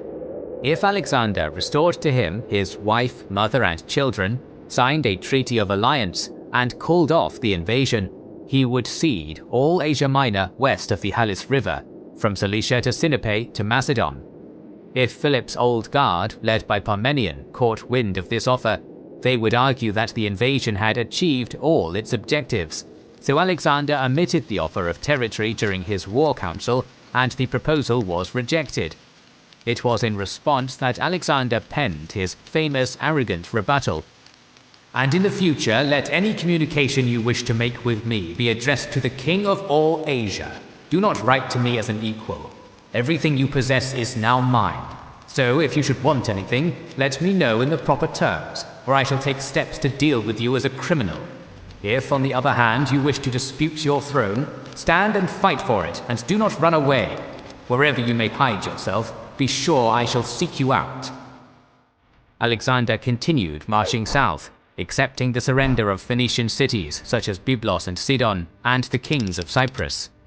Moving on even further south, the army neared the mother city of Carthage, Tyre, at the turn of 332 BC.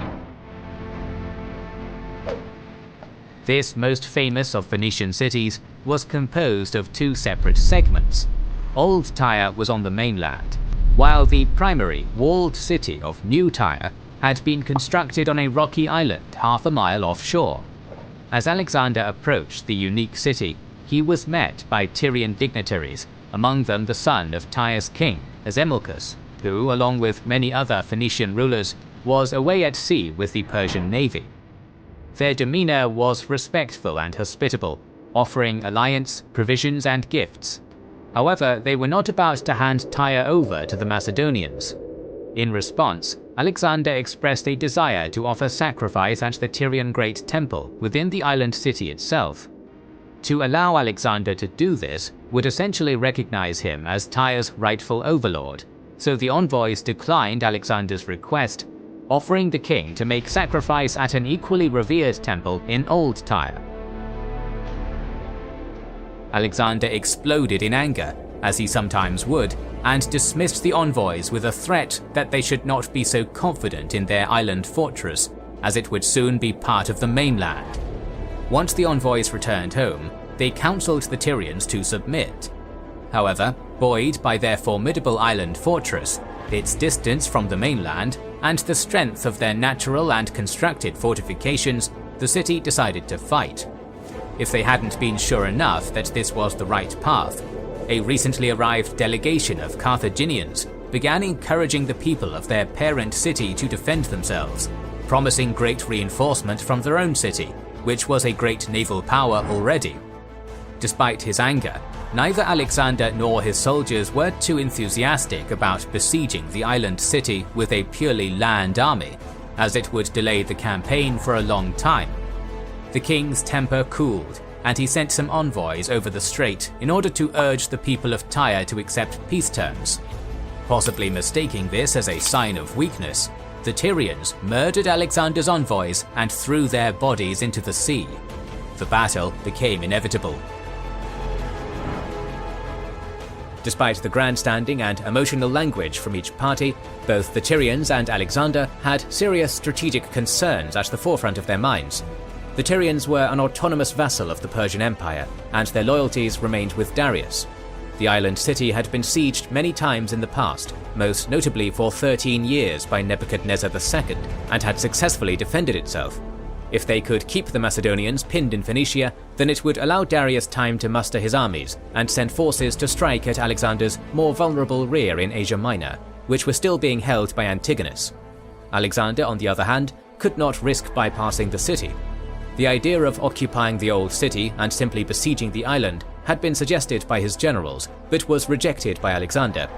Tyre's harbours were large enough to hold the majority of the Persian fleet, and therefore presented the risk of the Persians landing forces behind his front line, either in Asia Minor or Greece. It was simply too dangerous. Alexander would have to take Tyre no matter the cost. A great portion of the Macedonian officers and soldiers alike were daunted by the staggering task ahead of them. But Alexander, in his typically daring manner, had a plan in his head that just might work. He really would make island Tyre part of the mainland. To enact his scheme, the king had Old Tyre torn down and harvested its stone as raw material. At the same time, parties were dispatched inland to Bekaa Valley, where they fetched timber from the cedar trees on the mountain slopes. To supplement the soldiers in their efforts, entire populations of nearby towns and cities were drafted to serve as labor corps, which supposedly totaled many tens of thousands strong. Now possessing the material and the men to use it, Alexander began slowly constructing a 200-foot wide mole from the mainland across to Tyre, where it would connect just south of the Sidonian harbour. The king's engineers would sink wooden piles into the mud, pack stone between them to serve as a foundation, and then lay massive timber beams to complete the work. In the muddy terrain and shallow water adjacent to the shore, the going was relatively easy, and the mole's construction got underway with haste. Alexander was constantly present at the forefront of the effort, precisely instructing his workers how to proceed, motivating them with words of encouragement, and even handing out rewards for men who had particularly impressed him with their skill and gusto on the job. The Tyrians, initially believing the mole to be some kind of joke, rode out and mocked Alexander, jeering and asking the king if he thought himself greater than Poseidon. The Macedonian efforts were so disconcertingly effective, and the work was being enacted in such efficient time, however, that the people of Tyre quickly changed their mocking tune. Some of the city's women and children were evacuated by sea. The Tyrian fleet was made ready, and the defenders began constructing extra artillery pieces in anticipation of a proper fight in the very near future. Trouble began for Alexander's besieging army when the mole reached deeper water, taking the construction near missile range. Aiming to stop Alexander's effort in its tracks, Tyre dispatched a squadron of skiffs to each side of the mole. Near unopposed on the sea, and loaded with missile troops and light catapults, these skirmishing vessels darted in close and unleashed a focused crossfire into the mass labor corps working on the land bridge. The draftees, along with Alexander's soldiers, who worked without their usual armor, suffered terrible casualties in this initial naval sortie, and were unable to continue working. To counter this kind of attack, a series of hide and canvas screens were rigged to serve as a barrier against arrow fire, allowing the workers to resume. 2 siege towers were also constructed at the end of the mole, to allow Alexander's own missile troops a platform from which to respond. Difficulties now began increasing for both sides, and with that difficulty came superstition. Rumors of ill portent spread, of Macedonian ration bread leaking blood, Tyrian defenders having visions of Apollo, and it is even said a great ocean leviathan smashed into the mole before swimming away again. To make matters worse, Alexander's timber supply from the mountains had slowed thanks to near constant harassing raids from Arab tribes local to the area. The Tyrians now embarked upon a daring and ingenious strategy. They brought forward a large transport ship and loaded it to the brim with brushwood, pitch, sulfur, and other fiercely burning materials. This fireship was towed in the mole's direction by a pair of Phoenician triremes, who then at the last moment peeled away and flung the makeshift floating bomb at Alexander's siege bridge like an ancient cruise missile. It struck the edge and burst into an oily, blazing inferno, severely damaging the mole, burning down the towers, and killing a great many of the king's troops. At the same time, the Tyrians launched another sortie, landing at various points along the mole, attacking the vulnerable labourers carrying materials, tearing down the defensive screens, and setting fire to any siege equipment that had so far escaped the inferno. Soon all along the mole was fire and death. Alexander was seemingly losing control of the situation. Something had to be done. After directing his dependable lieutenants Perdiccas and Craterus to rebuild the mole even wider than before, with towers and artillery, Alexander departed with his usual strike force of favourites and rode north to Macedon in search of a fleet. As Arrian tells us, "For clearly so long as the Tyrians were masters of the sea, the siege of Tyre would be no easy matter." It was during the king's short stay in Macedon that perhaps the greatest strategic bounty of the Issus campaign revealed itself, however delayed it might have been. Having defected from Darius's naval war after the great king's crushing defeat, the Phoenician rulers of Byblos and Aradus pledged their sea-borne strength to Alexander. Together with the Sidonians, that totaled around 80 high-quality vessels with equally high-quality crews. Other scattered vessels sailed from Lycia, Macedon, Rhodes, and other places. More promising still, the kings of Cyprus, seeing which way the wind was blowing, brought 120 ships and added them to Alexander's growing armada a day later. While the burgeoning fleet was being brought up to snuff and armed with artillery, the king ventured out on a punitive expedition into the Bekaa Valley, where he successfully handled the Arab tribes who had been raiding his wood-gatherers. Plutarch tells us that during this venture, Alexander snuck up to one of the tribal campfires during the night and personally slew 2 Arab warriors there with a dagger. Upon returning to Sidon, the king not only found the fleet ready for action, but 4,000 additional mercenaries at his command. With his new armada of loyal client kings and reinforcements in tow, Alexander sailed back to Tyre.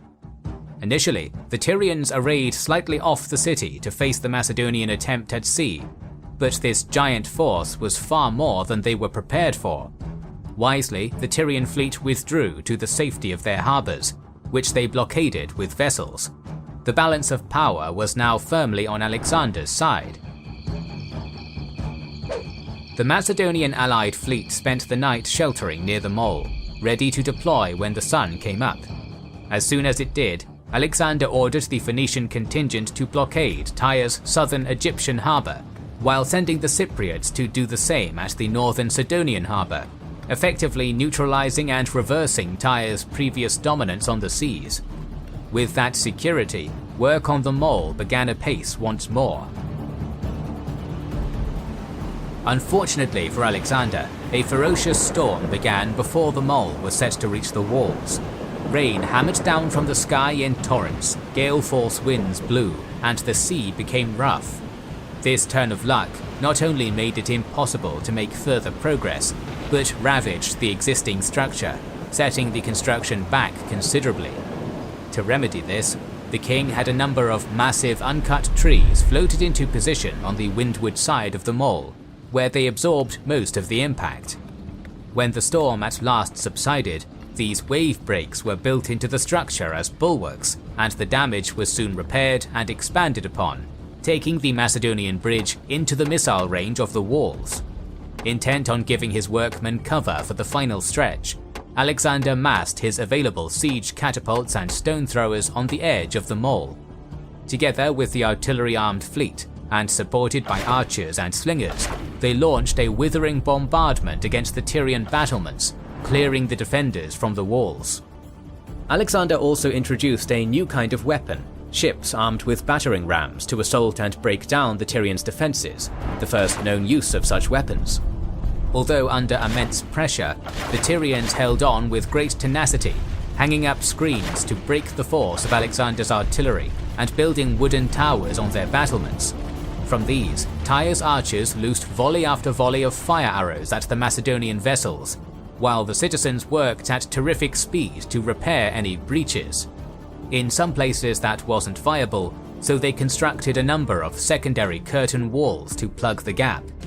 At day's end, the situation in the city was dire, but the defences opposite the mole still stood firm. Sailing around to the seaward side of Tyre in the dark of night, Alexander attempted to take the city while it was sleeping, but was foiled only by another short but violent storm and forced to pull back. The Tyrians used this moment of breathing space to scatter large chunks of stone into the shallow water adjacent to the walls, making it incredibly difficult for Macedonian ships to get close.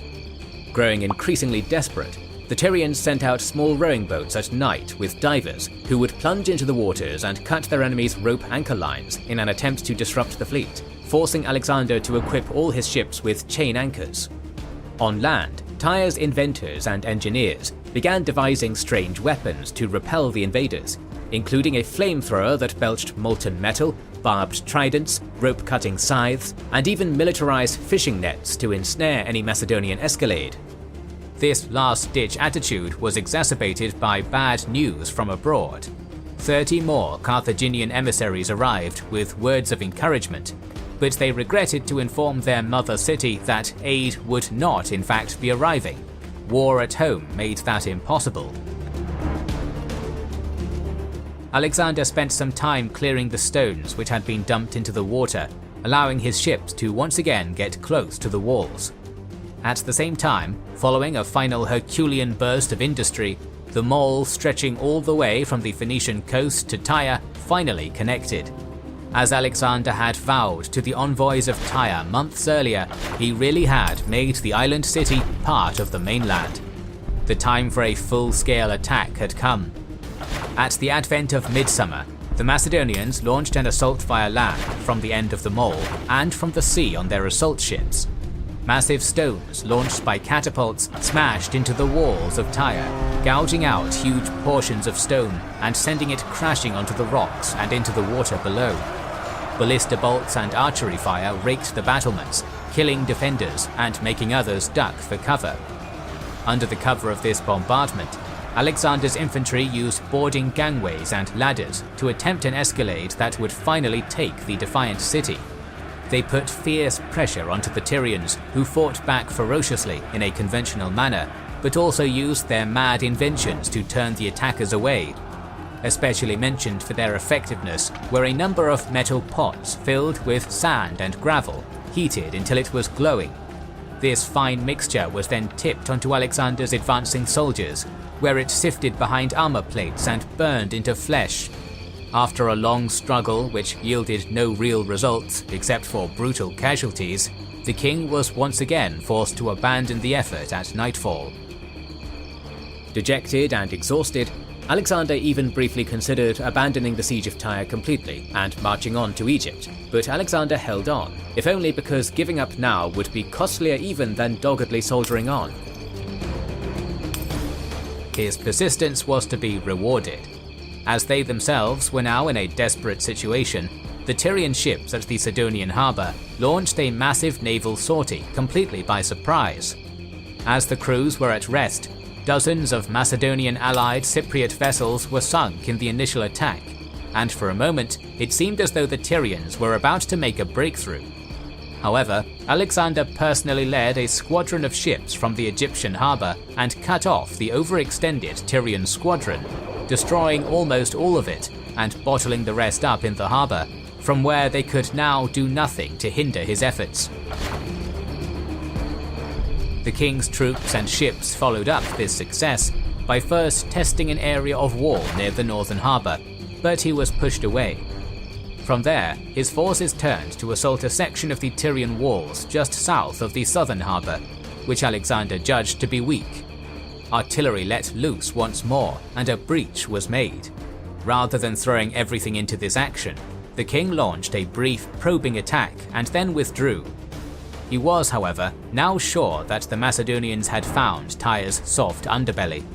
A further few days passed as Alexander rested his men in preparation for the final assault and waited for good weather to return.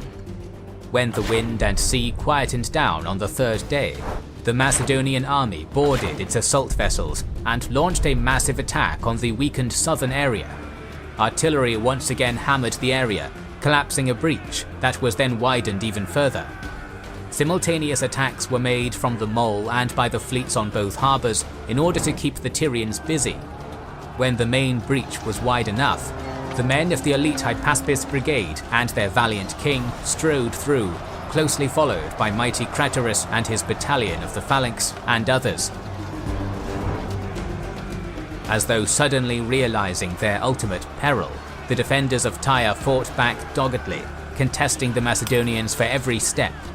The fighting was so brutal that Admetus, captain of the Hypaspists, was slain by an axe to the skull. But Alexander's men had done it at last, surmounting the broken walls, taking the battlements, and gaining a firm foothold in the city. At the same time, Phoenician and Cypriot squadrons penetrated both harbours and prompted the retreat of most remaining defenders on the walls to the city centre, lest they be encircled by enemy soldiers. They ran and ran, pursued by the Macedonians, until they reached the shrine of Aganar. There they fought a last stand and died almost to the last man. With the end of organised resistance, chaos broke out. On Alexander's orders, the Macedonian soldiers conducted a savage rampage throughout the city, massacring thousands. Peter Green paints a picture of the mood and the scene in those hours. All restraint abandoned, hysterical and half crazy after the long rigours of that dreadful siege, mere butchers now, striking and trampling and tearing limb from limb until Tyre became a bloody, reeking abattoir. Only those who took shelter in Melkart's temple were spared. 7,000 soldiers and citizens were butchered in this sack, and a further 2,000 crucified by Alexander when the soldiers' fury died down. The casualty figures would have been far worse had the Sidonians not turned into unlikely heroes. Although entering the conquered, hated city of Tyre on Alexander's side, it is said that they, feeling the plight of their Phoenician cousins, hid 15,000 people and ferried them to safety at Sidon. Alexander's casualties are unknown, but Arrian's suggestion of only 400 dead is certainly too low. The attacks on the mole, the numerous repelled assaults and bitter fighting all suggest a higher number, though it is impossible to make any kind of accurate guess. Tyre, already aflame, was utterly destroyed, and the remainder of its population, roughly 30,000 people, were sold into slavery. The siege of Tyre is perhaps the greatest example of Alexander's ingenuity, adaptability, and mastery of siegecraft. However, as with Thebes before it, it was also a harsh reminder of how brutal Alexander could be to those who resisted him. When news of Tyre's end spread, almost every remaining city on the Mediterranean seaboard prepared to surrender, and Darius III, who had been keeping a close eye on the situation, sent even more favourable peace terms. They were denied once more by Alexander, who turned his gaze toward the kingdom of the pharaohs. As he went, time passed and the elements took their course. Gradually, the rough edges and sharp joints of the Macedonian king's infamous mole, which so boldly connected Tyre to the mainland, softened.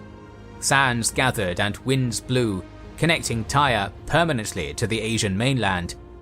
Today, as Green tells us, deep under the asphalt streets and apartment blocks, the stone core of that fantastic causeway still stands, one of Alexander's most tangible and permanent legacies to posterity. Following the capture and destruction of Tyre in July of 332 BC, Alexander the Great had once more rejected generous peace overtures from Darius III. Alongside the taking of Tyre, other theatres had been turning in Alexander's favour. In the Aegean, his lieutenants had been able to use the spoils of victory from Issus to gather a fleet and defeat the Persian squadrons in the area, retaking Lesbos and Chios. In Asia Minor, remnants of Darius's army from Issus had attempted to retake Lydia, only to be defeated in 3 battles by the veteran Antigonus. With these victories under his belt, Alexander didn't just want accommodation or riches now, he wanted the entirety of the Persian Empire, and perhaps beyond. The next objective was to the south, Egypt.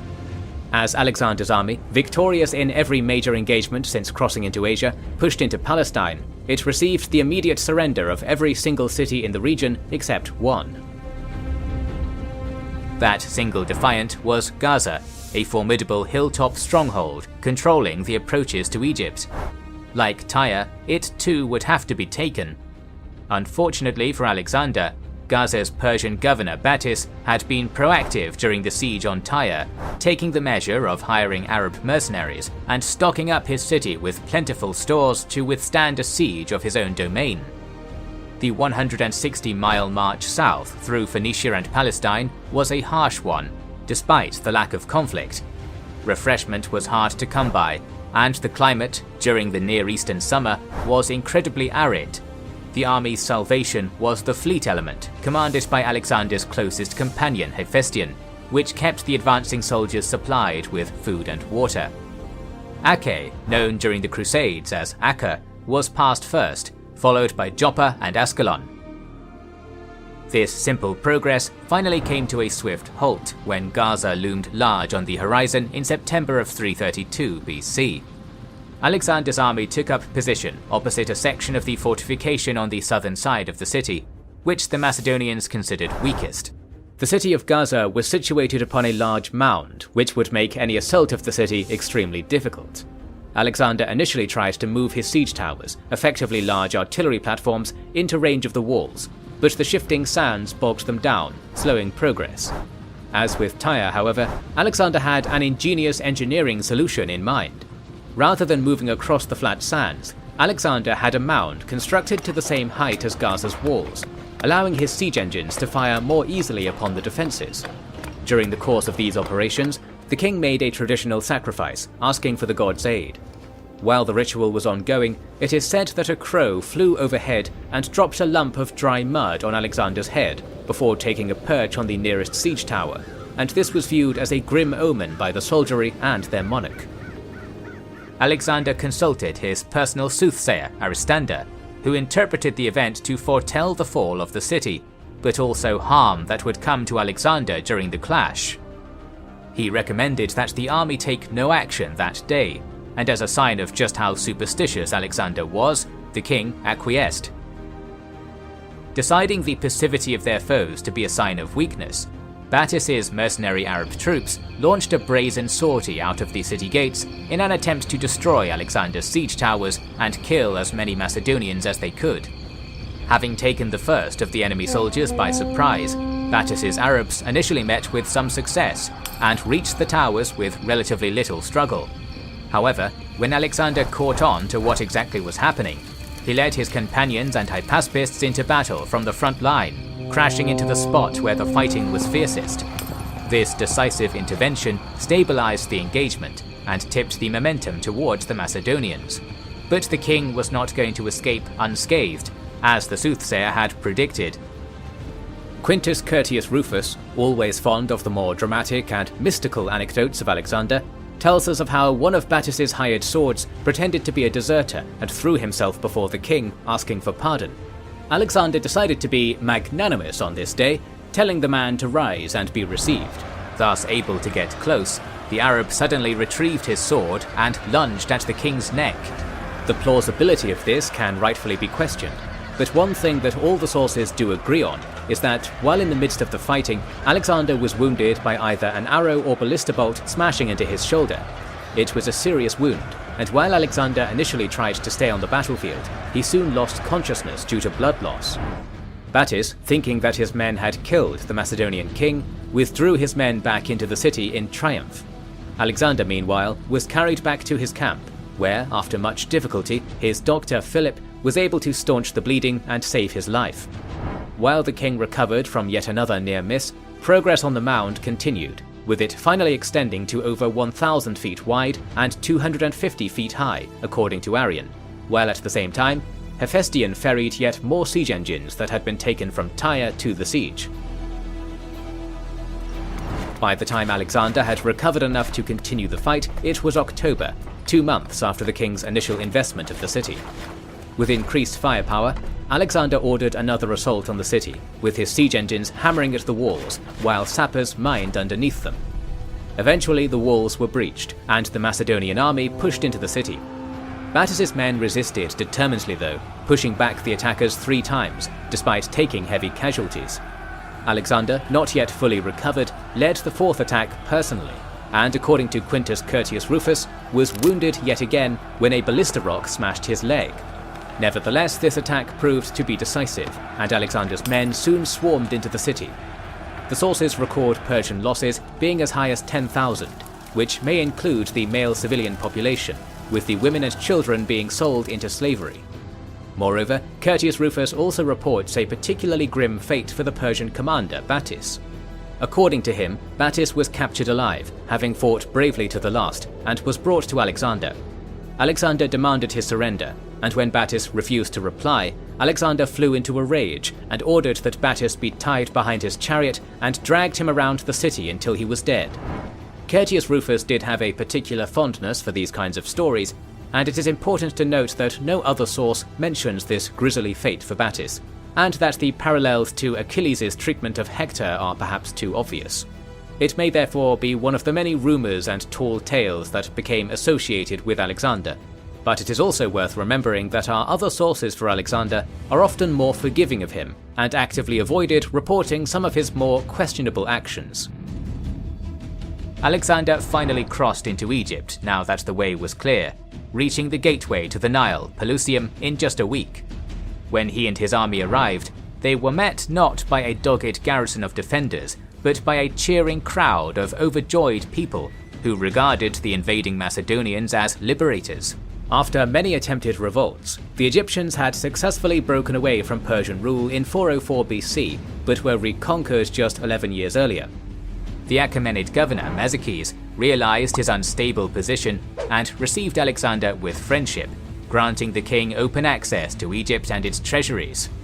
From Pelusium, Alexander sailed up the Nile to Memphis, the ancient capital of the Nile kingdom in its days of strength. In contrast to the first Achaemenid conqueror of Egypt, Cambyses, who is said to have profaned the divine Apis, Alexander showed himself as a friend by offering the god special sacrifice. The Egyptians welcomed Alexander as their liberator, and though he was never officially crowned as pharaoh, he was honored with many of the same titles: King of Upper and Lower Egypt, son of Ra, and beloved of Amun. Alexander departed Memphis in January of 331, sailing towards the Mediterranean until he reached Lake Mareotis. There, inspired by the quality of the site opposite the island of Pharos, Alexander ordered that planning and construction efforts on a new city begin immediately. So enthusiastic was Alexander about this new project that he supposedly designated the layout of the town and the limit of its defenses himself. That city would, over the next few decades, become Alexandria, the cosmopolitan capital of the ancient world. While his architects and laborers continued preparatory work for the new Greece-facing city, Alexander found himself consumed by a sudden desire to visit a famous oracle of the god Zeus Ammon, a combination of the Greek and Egyptian deities. This religious figure had previously been consulted by King Croesus of Lydia, Athens during the Peloponnesian War, and many other historical giants. It was seen with equal reverence to the oracle at Delphi. The problem was that this oracle resided within a desert oasis known as Siwa, fully 300 miles distant to the west. A crucial stage of the campaign against Persia was upcoming, however, and divine backing would be a great boon. Setting out in late January with only a small band, among whom was the future Egyptian ruler Ptolemy, Alexander travelled 170 miles west along the coastal road and eventually reached the small settlement of Peritonium on the borders of Cyrenaica. There, the adventuring king received a delegation of emissaries from Kyrene. They granted him a number of grandiose gifts, including fine horses and chariots, and he concluded a treaty of peace and alliance with them. The party then continued on their way, turning inland from the Mediterranean. What followed was a grueling slog through the parched, desolate, and utterly inhospitable Libyan desert.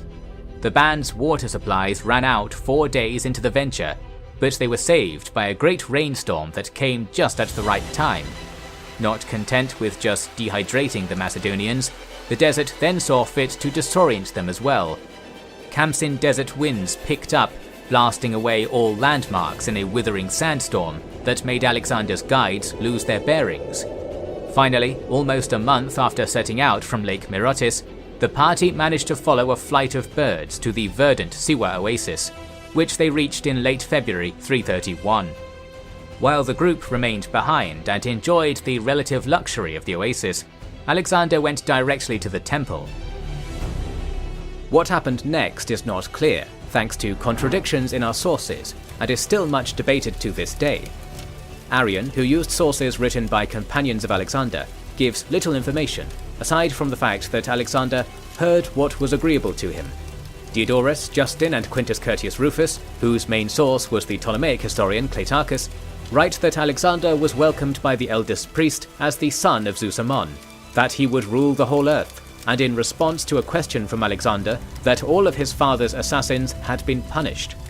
Plutarch, whose sources included Alexander's historian Callisthenes, gives a similar account, but also includes the possibility that the priest had attempted to welcome Alexander by saying, "O Paidon," meaning "O my son," but due to his accent mispronounced the word as "O Paidos," meaning "O son of Zeus," but that Alexander happily exploited the mistake. The truth of what happened is now impossible to determine with certainty. Alexander, during his own lifetime, made masterful use of propaganda to push the idea that he was, in some form, divine, and all accounts of his life succumbed to this to a greater or lesser extent. Indeed, whether Alexander even really believed in his divinity, or simply used it as a convenient political tool, is similarly impossible to say. However, what can be said with certainty is that Alexander at least actively encouraged the idea that he was divine, and that his visit to Zeus Ammon was an important part of this propaganda. After rewarding the Siwa shrine with plentiful gifts of gold, the party returned to the embryonic city of Alexandria by the route they had come. Before the Titans locked horns again, however, there were important administrative matters to conclude. Leaving the great work at Alexandria in the capable hands of his builders, engineers, and architects, Alexander sailed south to Memphis, where he was once again infatuated by the ancient city's air of quasi-divine pharaonic majesty. The monarch was fawned on by his Egyptian subjects as though he was a deity on earth, and artists began depicting their new beloved ruler on temple walls across the country.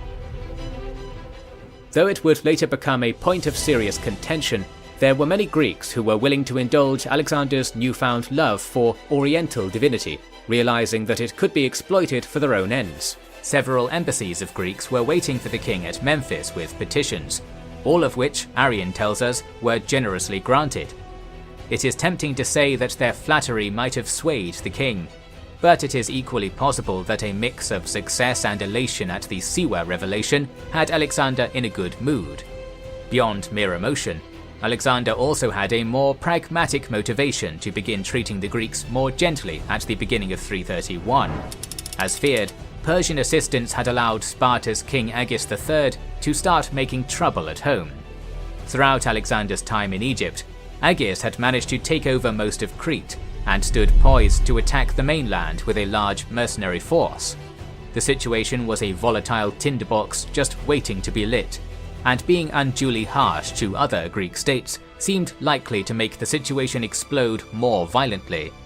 Alexander paid special attention to the governance of Egypt, which he immediately viewed as both a plentiful cornucopia and a potential threat. It had presented two primary threats to occupying empires in the past: nationalist rebellions by disaffected natives and attempts by devious governors to leverage Egypt's supreme strength in revolt against the larger empire. The king now set out a number of reforms, aimed at avoiding both of these nightmare scenarios. He separated the Nile Kingdom's administration into civil and military branches. Routine day-to-day bureaucracy remained in the hands of local Egyptians, a move which gained Alexander the favour of the locals. Not only that, but if those same bureaucrats began making a mess of things, the population wouldn't blame him. The traditional geographical division of Upper and Lower Egypt was also employed, with a district governor known as a nomarch serving as steward over each segment. Geographical divide and rule tactics of this kind were also used on the military front, although Greeks were employed rather than Egyptians. The country's eastern and western districts would be commanded by Cleomenes of Naucratis and Apollonius, son of Carinus, respectively. Macedonian garrison commanders were also instituted at Memphis and Pelusium in order to keep order in the delicate, fertile, and often revolt-prone breadbasket that was Egypt. With matters of governance finalized, Alexander took his whole army back north to Tyre. In the Achaemenid heartland, Darius had been using the time since his defeat at Issus to gather a fresh, even more numerous force to throw Alexander back. This army was made up of a multitude of peoples from every realm of Asia still under Persian control, including India, Scythia, and Bactria.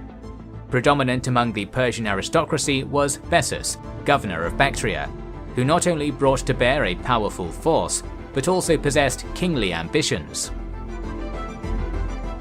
Ever since his epochal triumph at Issus 2 years earlier, Alexander had been methodically reducing every potential center of resistance in the western part of the Achaemenid Empire. Syria had been secured and administered, followed by Phoenicia, Palestine, and Egypt. But as spring of 331 BC arrived, it was once more time to move on, this time into Persia's imperial heartland. The advance would be risky. Disconcerting news was even now arriving from Greece concerning Agis's revolt. All the king could feasibly do at this point, without abandoning everything he had accomplished, was to send a great fleet of 100 ships to aid any harbour supporting the Macedonian cause. Apart from that, putting down the Greek rebels would be left to Antipater and the men under his command. With that considered, Alexander again turned east, where Darius and a colossal Persian army were waiting for him. Following one final bout of administrative fine-tuning, the king marched his army to Thapsacus, a major link between Syria and Mesopotamia. He arrived between July and August, but an advance force under Hephaestion had already been present for some time, and managed to construct 2 pontoon bridges over the Euphrates ready for the army's use. As a sign of the Macedonian engineers' skill, these bridges lacked a final stretch on the far bank, preventing any enemy force from effectively using them, and this proved to be a wise precaution. Observing the invaders crossing from a safe distance was a force of 3,000 Persian cavalry outriders commanded by one of Darius's satraps, Mazaeus. Arrian seems to imply that Mazaeus's horsemen were supposed to stop the crossing of Alexander's vastly superior army, but it is more probable that Darius simply required intelligence as to what the Macedonians were doing. There was realistically no chance for Mazaeus to prevent the crossing by himself. Having learned from previous defeats, Darius III had come up with a plan. He had done well at Issus to get behind Alexander and force a battle while in a defensive position. Nevertheless, the narrow confines of that battlefield had limited the maneuverability of his cavalry, the most effective portion of the Persian army.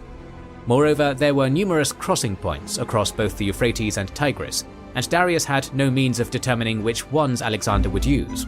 As a result, he instead decided upon a large open plain for his battle, Gaugamela. Here he would be able to better use his numerical superiority and have ample room for his cavalry to dominate the battlefield. Moreover, the flat terrain would also lend itself well to the 200-scythed chariots that Darius had recently added to his army. Darius had learned well that Alexander was a cunning enemy, and this time he would have complete control of the battlefield. By the time Alexander got near, Darius's army would be ready and waiting. Meanwhile, Alexander himself was still crossing the arid Mesopotamian plain, capturing a few of Mazaeus' scouts in the process. It was from these captives that the Macedonians learned, somewhat vaguely, that the main Persian army had taken up a position on the Tigris and was set to throw the Macedonians back if they attempted to ford the river. Moreover, estimates of the sheer size of Darius's massive army were also obtained. If Arrian is to be believed, such speculation simply made Alexander desire a confrontation all the more rapidly. Upon finally arriving at the upper reaches of the Tigris in mid-September, the Macedonian king and his army found neither Darius nor his 100,000-plus men. Faulty or deceptive intelligence from the captured scout, it seemed.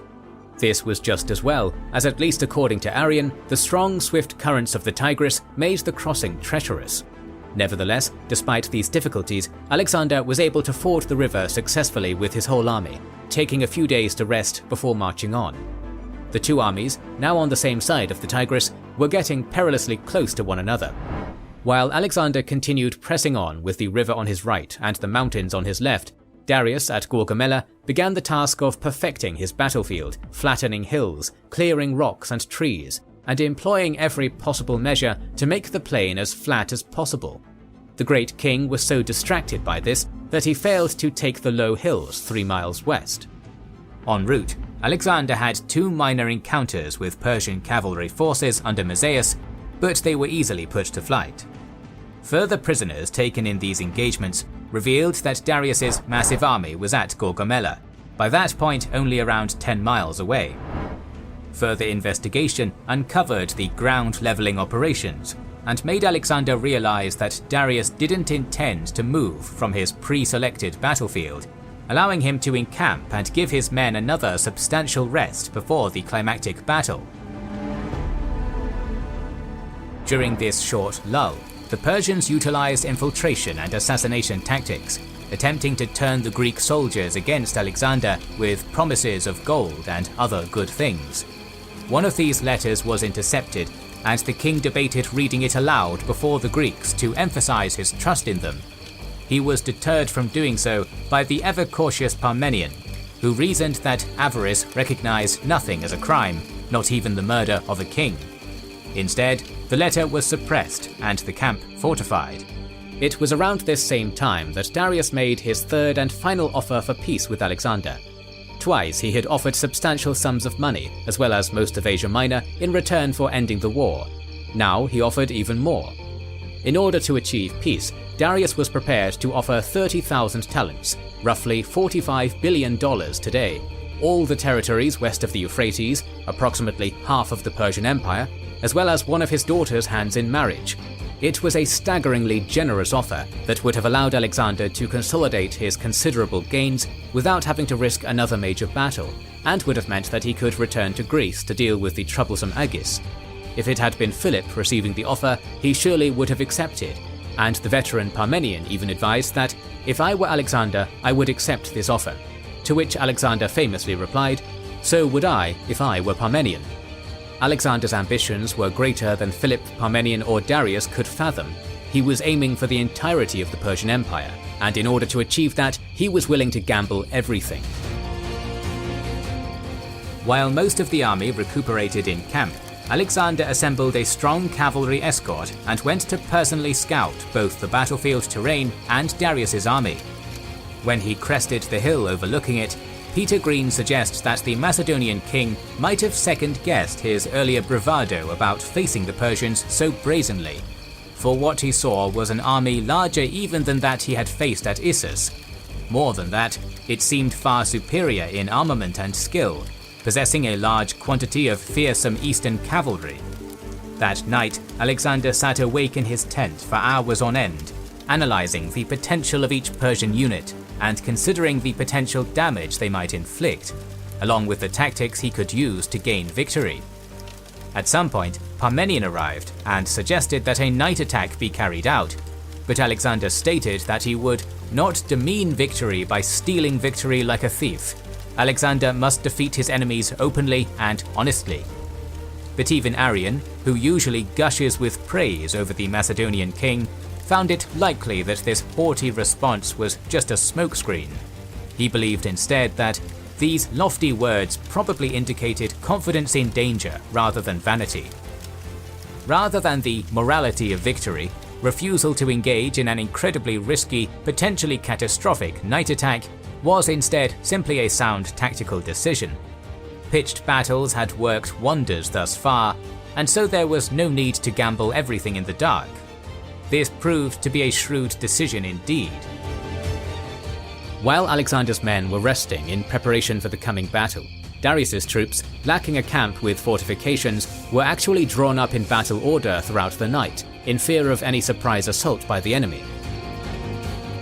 Not only did the consequential lack of sleep exhaust the vast array of Achaemenid warriors, but waiting hour after hour with nothing to show for it demoralized the Persians greatly, sapping their spirit. Back in the secure Macedonian camp, Alexander at last crossed the T's and dotted the I's of his intricate battle plan, and then simply went to sleep in the early morning hours. When the sun rose above the horizon on the morning of the Great Battle of Gaugamela, Alexander did not rise with it. Instead, unconcerned by the gravity of the occasion, he slept. On their own volition, the various battalions had breakfast and assembled for battle. Only when knowledge of Alexander's plan became necessary for deployment did Parmenion go and rouse the king from his slumber. No doubt curious as to just how the king was able to sleep so soundly, Parmenion asked him. Alexander simply responded by saying that he had indeed been worried when the Persians had been retreating and laying waste to the line of march, but now that pitched battle was on the cards, by Heracles, he has done exactly what I wanted. Finally, the Macedonian king and his Persian counterpart were face to face once more, and the great battle for Asia was about to begin. Darius's army was so massive that its flanks extended beyond Alexander's by a significant margin, and outflanking was virtually assured. The Persian left and right wings were commanded by Bessus and Mazaeus respectively, while the great king Darius III himself was stationed in the center. Having seemingly learnt his lesson from Issus, Darius stacked a large amount of his cavalry on the left flank, opposite where Alexander and his companions would be. Here Bessus commanded thousands of cavalry from his own satrapy of Bactria, together with Sogdians and Aracusians. Additional mounted strength was drawn from the nomadic peoples beyond Persia's northern frontier, who were in military alliance with the empire, such as the Sake and Dahe Scythians fighting as cataphracts or horse archers. On the right, Mazaeus had Syrians, Mesopotamians and Medes under his leadership, flanked towards the center by Parthian and even more Sake cavalry. Tepurians, Hyrcanians, Albanians and Sacassinians from the Caucasus and the areas around the Caspian Sea formed the link between the right and center. The vanguard of Mazaeus' wing was composed of Armenian and Cappadocian riders. Mixed Persian infantry and Greek mercenaries formed Darius' center, together with the king's personal cavalry, immortals, and the Indian cavalry.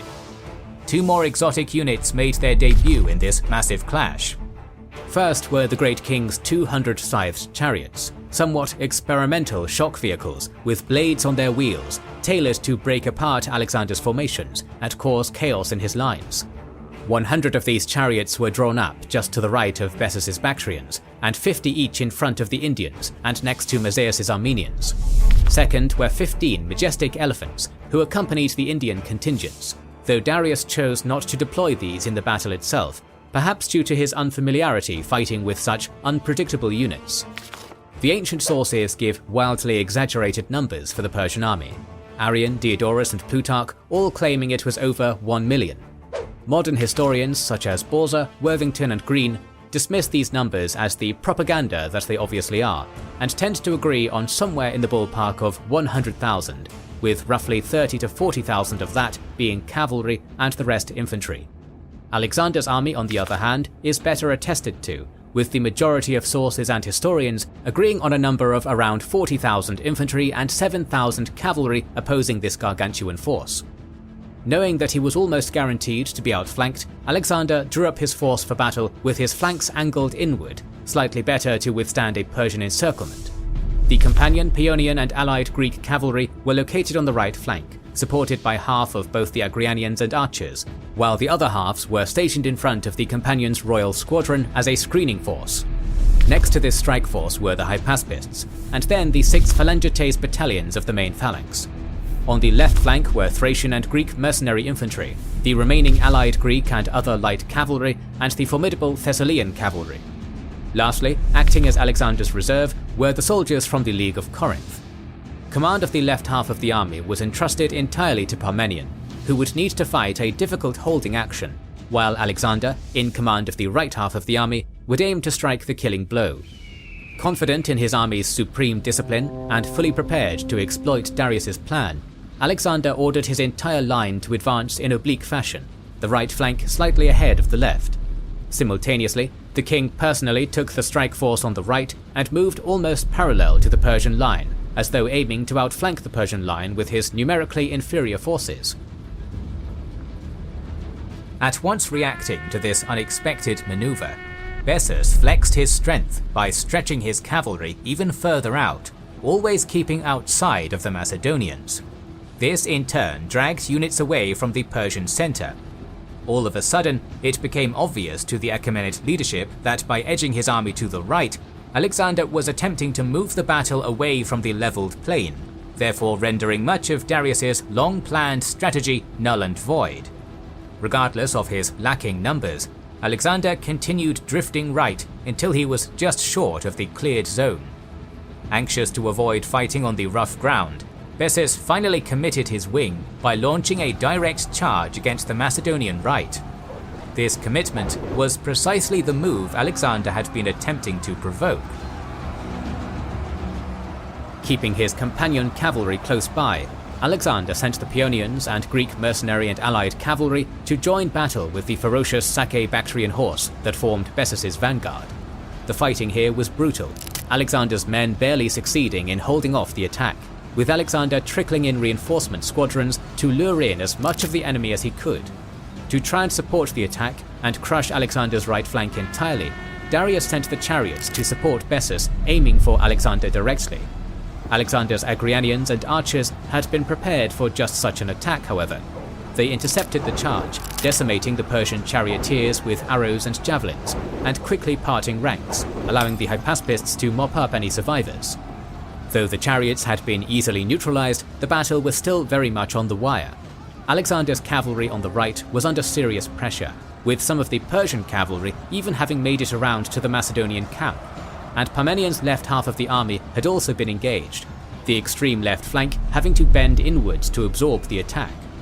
Moreover, all of the dust that had been kicked up by the battle made it impossible for Alexander and Parmenion to have a solid understanding of how the battle was progressing on either flank. At this point, Darius committed the last of Bessus's cavalry to flank around Alexander's extreme right to encircle the Macedonians there and destroy them. It was a sound move, but in doing so, it created a gap between Darius's center and the now engaged cavalry on his left. This was the moment that Alexander had been waiting for. While his last cavalry reserves were sent to check the encircling move, Alexander ordered half of the phalanx to attack the Persian center, while he charged at the head of the companion cavalry through the gap straight for Darius. Fierce fighting broke out around the two kings, both fighting alongside some of the most elite forces. Arrian, often more flattering of Alexander and damning of Darius, claims that the Persian king fled almost instantly. However, this is contradicted both by Diodorus and Curtius Rufus. In their accounts, the Persian king fought bravely from his chariot alongside his men, while Alexander and his companions cut a path towards him. Darius's chariot driver getting killed by a javelin just inches from Darius himself. Realizing now that his section of the battle was lost, Darius once again decided it was best to live and fight another day, and fled the battle. Many of the units around Darius's position also began to rout, and Bessus's cavalry, still locked in combat, was forced to disengage and withdraw lest they be surrounded. As Alexander's portion of the army gave chase, it seemed that victory had been achieved, and that all that was needed was to catch Darius and the Persian Empire would fall. It was at this moment, though, that a messenger arrived from Parmenion. Half of the army was on the brink of destruction. They had been fighting a desperate holding action against Mazaeus' forces throughout the battle, and when Alexander had ordered the fateful advance, the left battalions of the phalanx had become bogged down in fighting, creating a gap in Alexander's line. Persian and Indian cavalry had broken through this gap, engaging Alexander's Greek reserves, while more cavalry flanked around Parmenion's position to attack from the flank. Faced with the choice of capturing Darius or saving Parmenion, Alexander chose Parmenion, rallying the companions and smashing into the Persian right flank from the rear. The fighting was not easy, Hephaestion and Coenus both getting injured in the struggle here, but they were finally able to rout the last Persian elements and win the battle. How many casualties were sustained on either side is, as is often the case with Alexander's battles, almost impossible to know, with ancient sources suggesting Alexander's losses were roughly 1,000, while the Persians lost 30,000. While these numbers should be taken with a pinch of salt, one thing is for sure, Gaugamela was Alexander's masterpiece. Against a numerically superior foe, who had chosen and prepared the battlefield specifically for the battle, Alexander had won a brilliant victory. His strategy of enticing Darius's entire left flank before charging through the gap was ingenious and would be echoed by two other great military leaders, Napoleon at Austerlitz and the Duke of Marlborough at Blenheim. Undeniably, the victory was partly a result of the discipline of Alexander's army as well as the talent of his subordinates, most notably Parmenion. But the turning point of the battle rested solely upon Alexander's ability to read the battlefield, his timing, and his personal leadership. Alexander had gambled everything on himself, and he had won. With the defeat of the last of the great king's organized forces, the Persian heartland, which had some of the greatest cities in the world at the time, was left open to Alexander. It was now time to move east into the great expanse of the Persian Empire, where Darius was to be captured and Alexander could move on to the world's edge.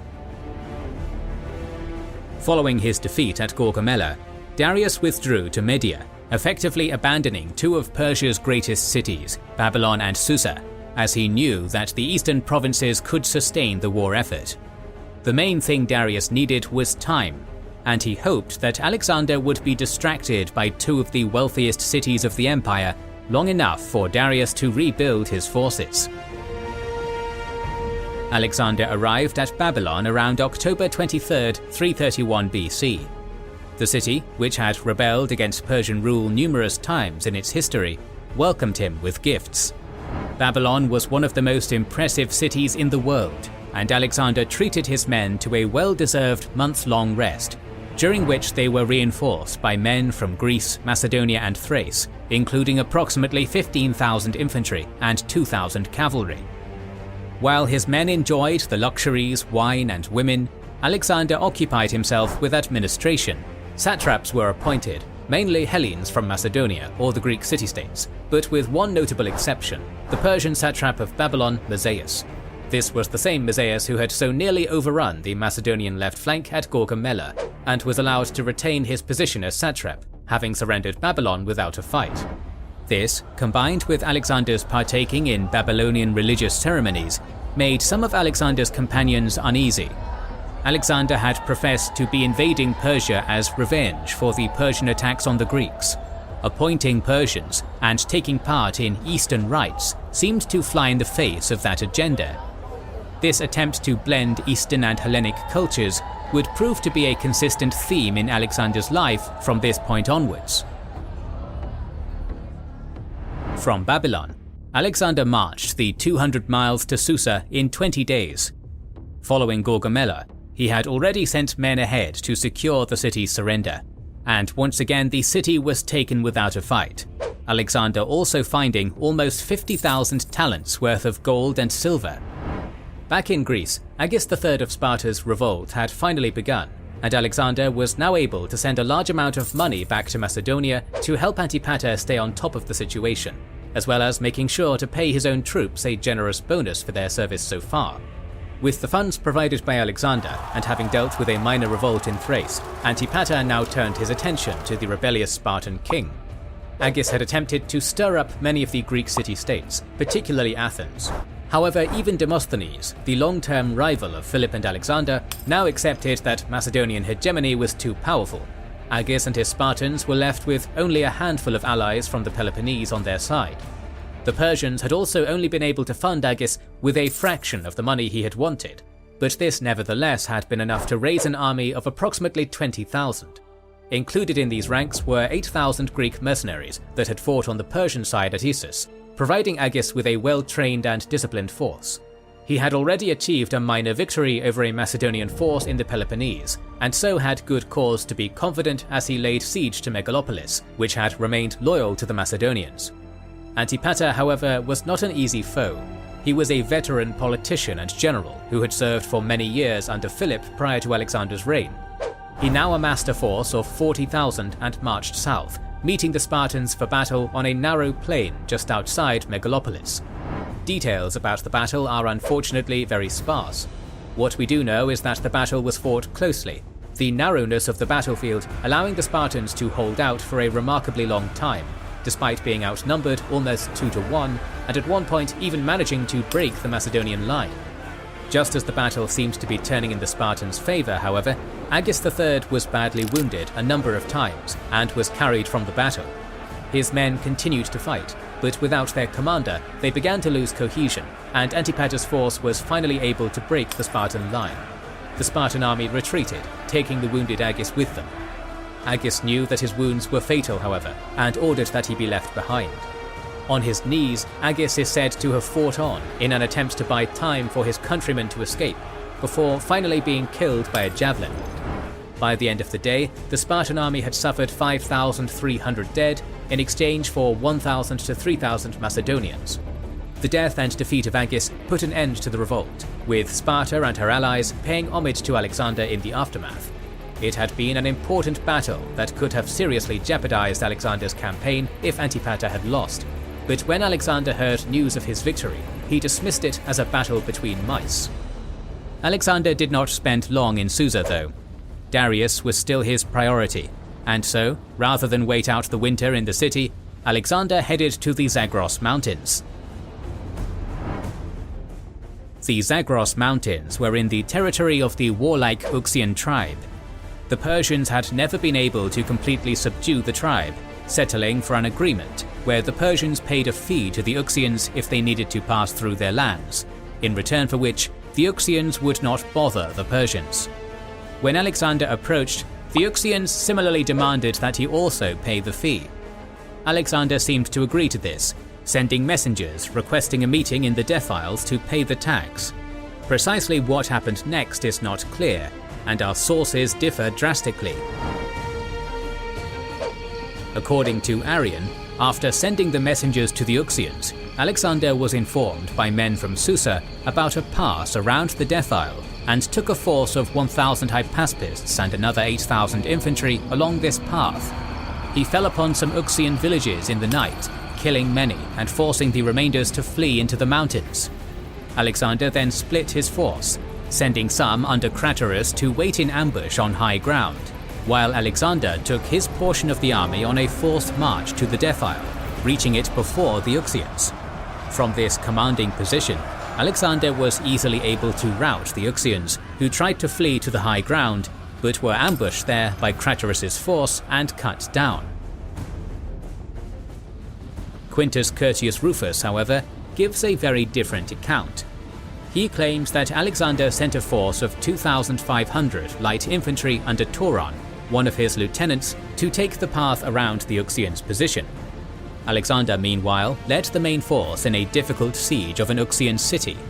Siege towers were built, and the Uxians inflicted many casualties from their strong defensive position. Alexander kept up the attacks, however, until Tauron finally emerged behind the Uxians' position, at which point they surrendered. The two accounts have enough similarities that they are surely discussing the same battle, but they seem almost impossible to reconcile. In general, Arrian's history was better researched, as he primarily used two eyewitness accounts. His work undoubtedly has flaws, often overlooking some of the more negative actions of Alexander, and assuming some of the biases of the eyewitness sources, but as a military man he was more reliable when it comes to military affairs. In comparison, Rufus has only one source, Clitarchus, who was not an eyewitness and was generally considered by the ancients to be an excellent writer but an inaccurate historian. Rufus did use other sources as well, but his work was often more interested in the psychology of Alexander than the military details. As such, Arrian's version is generally the one that is preferred. Whichever version is favoured though, the outcome was the same. The Uxians sued for peace, sending messages to Darius's mother to entreat on their behalf. Alexander agreed, enforcing a yearly tribute of horses and livestock from the Uxians, and then pressing on into Persis, the heart of the Persian Empire. Before crossing the mountains into Persis, Alexander split his army in two. Parmenion would take the less direct but easier route, leading the Thessalian cavalry, Greek allies and other mercenaries, along with the baggage train. Alexander, meanwhile, would lead the main phalanx, companions, light cavalry, agrarians and archers. Approximately 14,000 to 20,000 men, on a forced march through the mountains, aiming for the Persian ceremonial capital of Persepolis. Unbeknownst to Alexander, a Persian force under the command of Ariobarzanes, a veteran of Gaugamela, had built a makeshift wall across the narrow pass through the mountains, known as the Persian Gate, and was waiting for him. The exact size of Ariobarzanes' army is of some debate. Ancient sources give Ariobarzanes' numbers as being between 25 and 40,000 infantry with a few hundred cavalry, while some modern writers give a number as low as 700 total. The number of 40,000 is likely exaggerated, as was often the case with Greek sources giving Macedonian numbers, but the number of 700 is almost certainly too low. In order to arrive at such a low number, one would have to almost completely disregard the ancient sources entirely and assume that the Persians only fielded a fraction of their total military power to defend the capital. Leading experts on Alexander, such as Haeckel, Worthington, Borza and Lane Fox, tend to agree that the ancient sources which claim 40,000 are too large, usually preferring the sources that give their number as at maximum 25,000. Alexander's force passed through the narrow gorge until they found their way blocked by the wall. Suddenly, Ariobarzanes' men attacked the Macedonian column from both sides, showering Alexander's ranks with a mix of missile fire and rocks. The Macedonians took severe casualties in this initial ambush, with the terrain making it almost impossible for Alexander's men to fight effectively. As more of his men were killed or wounded, Alexander signaled a retreat. The narrow pass made such a withdrawal difficult, however, and his men were continuously harassed by arrows and javelins from the Persians. Finally, though, Alexander's force managed to extract itself from the gorge and establish a camp. While encamped, Alexander had any Persian prisoners that had recently been taken brought to him, and questioned about any other routes around the Persian position. One of these prisoners had been a shepherd in the area, and in return for a hefty reward, agreed to show Alexander a path around Ariobarzanes' defences. Taking the majority of the army with him, Alexander made for this path, leaving Craterus with approximately 3,000 infantry and 500 cavalry and archers in the camp, and with orders to light extra fires at night to make it appear as if the entire army was still there. Alexander's force departed in the night. It was still midwinter, and the mountain cold and rough terrain made it a particularly difficult journey. Partway through, Alexander came to a split in the mountain path. One of these led more directly to Ariobarzanes' position. The other circled even further behind, leading to the Persian camp. Alexander ordered Philotas and 3,000 men to take the first, while he led the remaining force along the second path around the Persian camp. After a day and 2 nights of grueling marching, Alexander's men were finally in position. After resting his men, Alexander began the attack, falling upon the Persian camp and blasting trumpets as he did so. At this signal, the forces of Craterus and Philotas also attacked the Persians, who now found themselves attacked on 3 sides. Ariobarzanes' men fought back bravely and desperately, despite being almost completely surrounded. It soon became clear, however, that the battle was lost, and Ariobarzanes, along with 40 cavalry, were able to cut their way out of the encirclement and escape. The rest of the Persian force was cut down to a man. It is not exactly clear how long Ariobarzanes and his men had been able to delay Alexander, but some modern sources suggest it had been almost a month. The amount of casualties the Macedonians took is also not given in the sources, though it seems clear that they were significant. Though Ariobarzanes had fought bravely, his fate is not clear.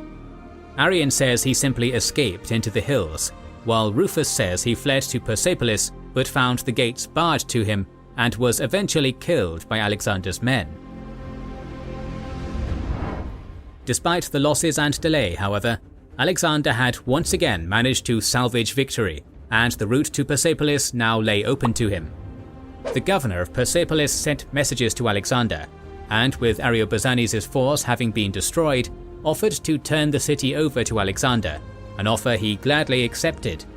En route to the city, a number of sources mention that Alexander's army came across a group of Greeks on the road, usually given as numbering 800, all of whom were old and mutilated. They had all apparently been skilled craftsmen, captured by the Persians and mutilated in order to prevent them from escaping. Moved to pity at the sight of them, Alexander made sure to award land, riches and grain to all of them, ensuring that they would live out their remaining days in luxury. How true or not this story is hard to say. Alexander certainly was known as a generous man who often gave lavish gifts. However, given the later actions of Alexander and his army in Persepolis, it may be that these mutilated Greeks were an invention of pro-Alexander sources to justify the subsequent events. Upon entering Persepolis sometime in January of 330 BC, Alexander claimed the massive Persian treasury of 120,000 talents, sending the majority back to Susa. Persepolis was one of the richest and most brilliant cities in the world at the time, and many of Alexander's men took to looting the city. Whether this was on Alexander's orders and the extent of the looting is debated. Arrian is silent on the issue, but Diodorus and Rufus paint a grim picture. According to them, looting was ordered by Alexander specifically, and the Macedonians proceeded to kill many civilians, with some Persians preferring to kill themselves instead. The Macedonians spent an entire day looting houses and palaces, and even fought and killed one another in order to get the most and best riches. Alexander himself celebrated his winning of the city by banqueting and drinking in the palaces of the Persian kings with his companions and courtesans. Diodorus, Plutarch and Rufus all claim that during this drinking session, an Athenian courtesan called Thais proposed that they should burn the Persian palaces down, pointing out how ironic it would be for an Athenian woman to be burning the Persian capital after they had burned Athens 150 years earlier. The Macedonians welcomed the suggestion, and, led by either Thais or Alexander himself, burned the renowned palaces of Persepolis. A slightly different account is given by Arrian, who does not mention Thais or Alexander being drunk, instead saying that Alexander burnt the palaces as a calculated act of revenge for the burning of Athens. It is possible that Thais was simply being used as a scapegoat to try and exonerate Alexander, whose destruction of Thebes had already shown that he certainly had the capacity to destroy great cities to make a political statement. What is clear from all the sources, however, is that none of them approved of this decision. Arrian says that it was, in essence, simply a foolish decision by Alexander, particularly because he was effectively burning what was now his own property. Plutarch includes a hasty apologia that Alexander regretted this decision and ordered the fires to be put out. Diodorus says that it was done by Alexander in a drunken madness. Rufus's account is perhaps the most poignant. Such was the end of the capital of the entire Orient, from which so many nations once sought jurisdiction, the birthplace of so many kings, once the special terror of Greece, and not even in the long age which followed its destruction did it rise again. Rufus was exaggerating somewhat. Much of the city remained standing, the fire being concentrated on the palaces and surrounding buildings, but it nonetheless gives us an insight into how ancient authors viewed the episode. It was a case of needless and pointless destruction. Alexander spent approximately 4 months in and around Persepolis, at some point during this time making a 30-day excursion to Pasargadae, the old Persian capital. Sometime around May, the Macedonian king continued his pursuit of Darius, heading into Media. Darius, who had been in Ecbatana, heard of Alexander's movements. Though Darius had been planning to amass a third great army to fight Alexander, he had thus far been unsuccessful, and so with a few thousand men he fled Ecbatana, hoping to retreat further into the eastern provinces of the empire. Alexander in turn sent Parmenion and the slow-moving baggage train, loaded with money, to seize the now abandoned Ecbatana, while he led approximately 20,000 men in pursuit of Darius. His plan initially was to catch Darius before he could pass through the Caspian Gates, the passes in the Alborz Mountains that led from Media to Parthia and Hyrcania. Alexander led his men on a grueling 10-day forced march through the difficult terrain, enduring their dehydration and suffering alongside them. Despite their efforts though, upon reaching the gates, they discovered that Darius had already passed through them. Alexander allowed his men a few days of rest, before pushing on again through the gates towards Parthia. The speed of Alexander's march was having an effect, though. In Darius's camp, more and more of his remaining generals and advisors were losing faith in him. Led primarily by Bessus, the satrap of Bactria, a conspiracy formed against the great king. Some in the army remained loyal, notably the remaining Greek mercenaries, commanded by a man named Patron and Artabasos. Nevertheless, the cracks were clear. Bessus's faction even suggested to Darius that he make Bessus king instead, on the understanding that Bessus would return the kingship after defeating Alexander, an offer Darius understandably refused. Patron tried to convince Darius to accept his Greek mercenaries as his bodyguards, but Darius refused, not wanting to seem like he was favoring the Greeks. Eventually, Darius accepted his fate. He dismissed his servants and inner circle, assuring them that he would prefer to die by another's crime rather than my own. Then he waited in his tent and was promptly seized by Bessus and his allies and put in chains. Bessus, a part of the Achaemenid dynasty himself, proclaimed himself king, taking the name Artaxerxes V. The Greek mercenaries and others who had been loyal to Darius dispersed, the remaining troops continuing under Bessus's command. Word of Darius's capture soon reached Alexander late one night through deserters. Alexander immediately picked 500 of his best cavalry and set off in pursuit. They rode at breakneck pace for a day and 2 nights, and by dawn of the second day, they had closed in on Bessus's party. Bessus's force, having been on a continuous march and depleted by numerous desertions, was in no position to fight, and many fled, seeing Alexander closing in. Bessus and his Bactrians among them. Before he fled, however, Bessus made sure that Darius would not be able to concede the crown to Alexander, ordering him to be killed. A small skirmish was fought between Alexander and the few Persians that had not fled, and a search for Darius began. He was soon found by one of Alexander's companions, Polystratus. The great king had been stabbed by javelins and was on the brink of death. He asked for water, and after drinking, thanked Polystratus and, according to some sources, asked that Alexander be thanked for treating his family with kindness. By the time that Alexander arrived on the scene, Darius had died. Alexander ordered that his body be transported back to Persepolis, where he received a magnificent funeral and was buried alongside the other Persian kings. Darius III is often seen by many as having been an incompetent coward. This is largely thanks to a passage of Arrian, who calls him preeminently effeminate in military matters, a view that for a while was largely agreed upon even in academic scholarship. More recently though, this idea has been challenged, notably by Badin and Marsden. In terms of his personal bravery, Justin and Diodorus both agree that Darius was renowned for his courage, having in his youth killed a Caducean champion in single combat. Indeed, it was partly because of his bravery that he was chosen to be king. The fact that at both Issus and Gaugamela, Darius took to the field personally rather than delegating to a subordinate is a further testament to his courage. Though he retreated in each battle, the sources are clear that Darius only fled when things were looking disastrous.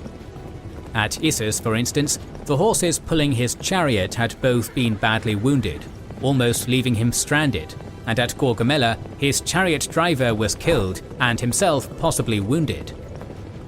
In terms of military matters, while there is no need to portray Darius as a military genius, he was not utterly incompetent.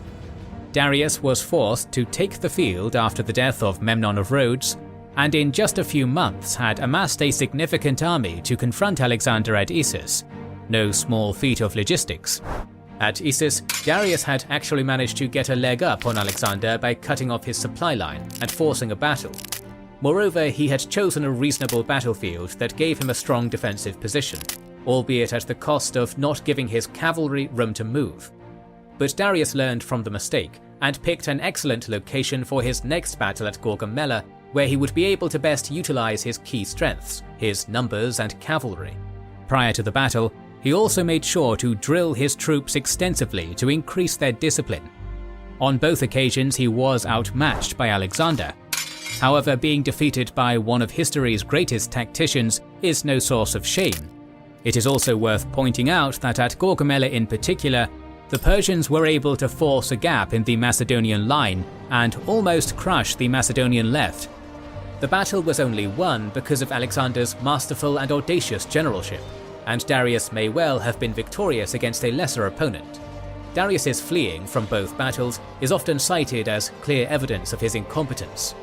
However, it is worth pointing out that on both occasions, retreating was probably the best strategic decision. If Darius had died or been captured at Issus, for example, it is likely that Alexander would have been easily able to proclaim himself as the king of Persia there and then. Darius's survival from both battles was crucial for there to be any kind of organized Persian resistance to the invaders. As a result, it is perhaps better to treat Darius as Alexander did, with respect. The death of Darius III marks the end of the first half of Alexander's campaign. The apparent goal of the campaign, the destruction of the Persian Empire, had been effectively achieved. However, if there is one aspect of Alexander that is agreed upon by all historians, it is that he was relentlessly ambitious. As a young boy, Aristotle had taught Alexander geography, and he was aware of lands to the east and the great ocean that lay that way. Already he was making plans for the next phase of his campaign. Why stick to the confines of the borders of Persia when the world seemed to be within his grasp? Our next episode will deal with Alexander's campaigns in Afghanistan, Pakistan and India, as well as his route back to the capital, the reforms he tried to enact, and his death. These long episodes are difficult to make, so we hope you will consider liking, commenting, sharing, subscribing, and pressing the bell button. Recently, we've started releasing weekly Patreon and YouTube member exclusive content. Consider joining their ranks via the link in the description or button under the video to watch these weekly videos, learn about our schedule, get early access to our videos, access our private Discord, and much more. This is the Kings and Generals channel, and we will catch you on the next one.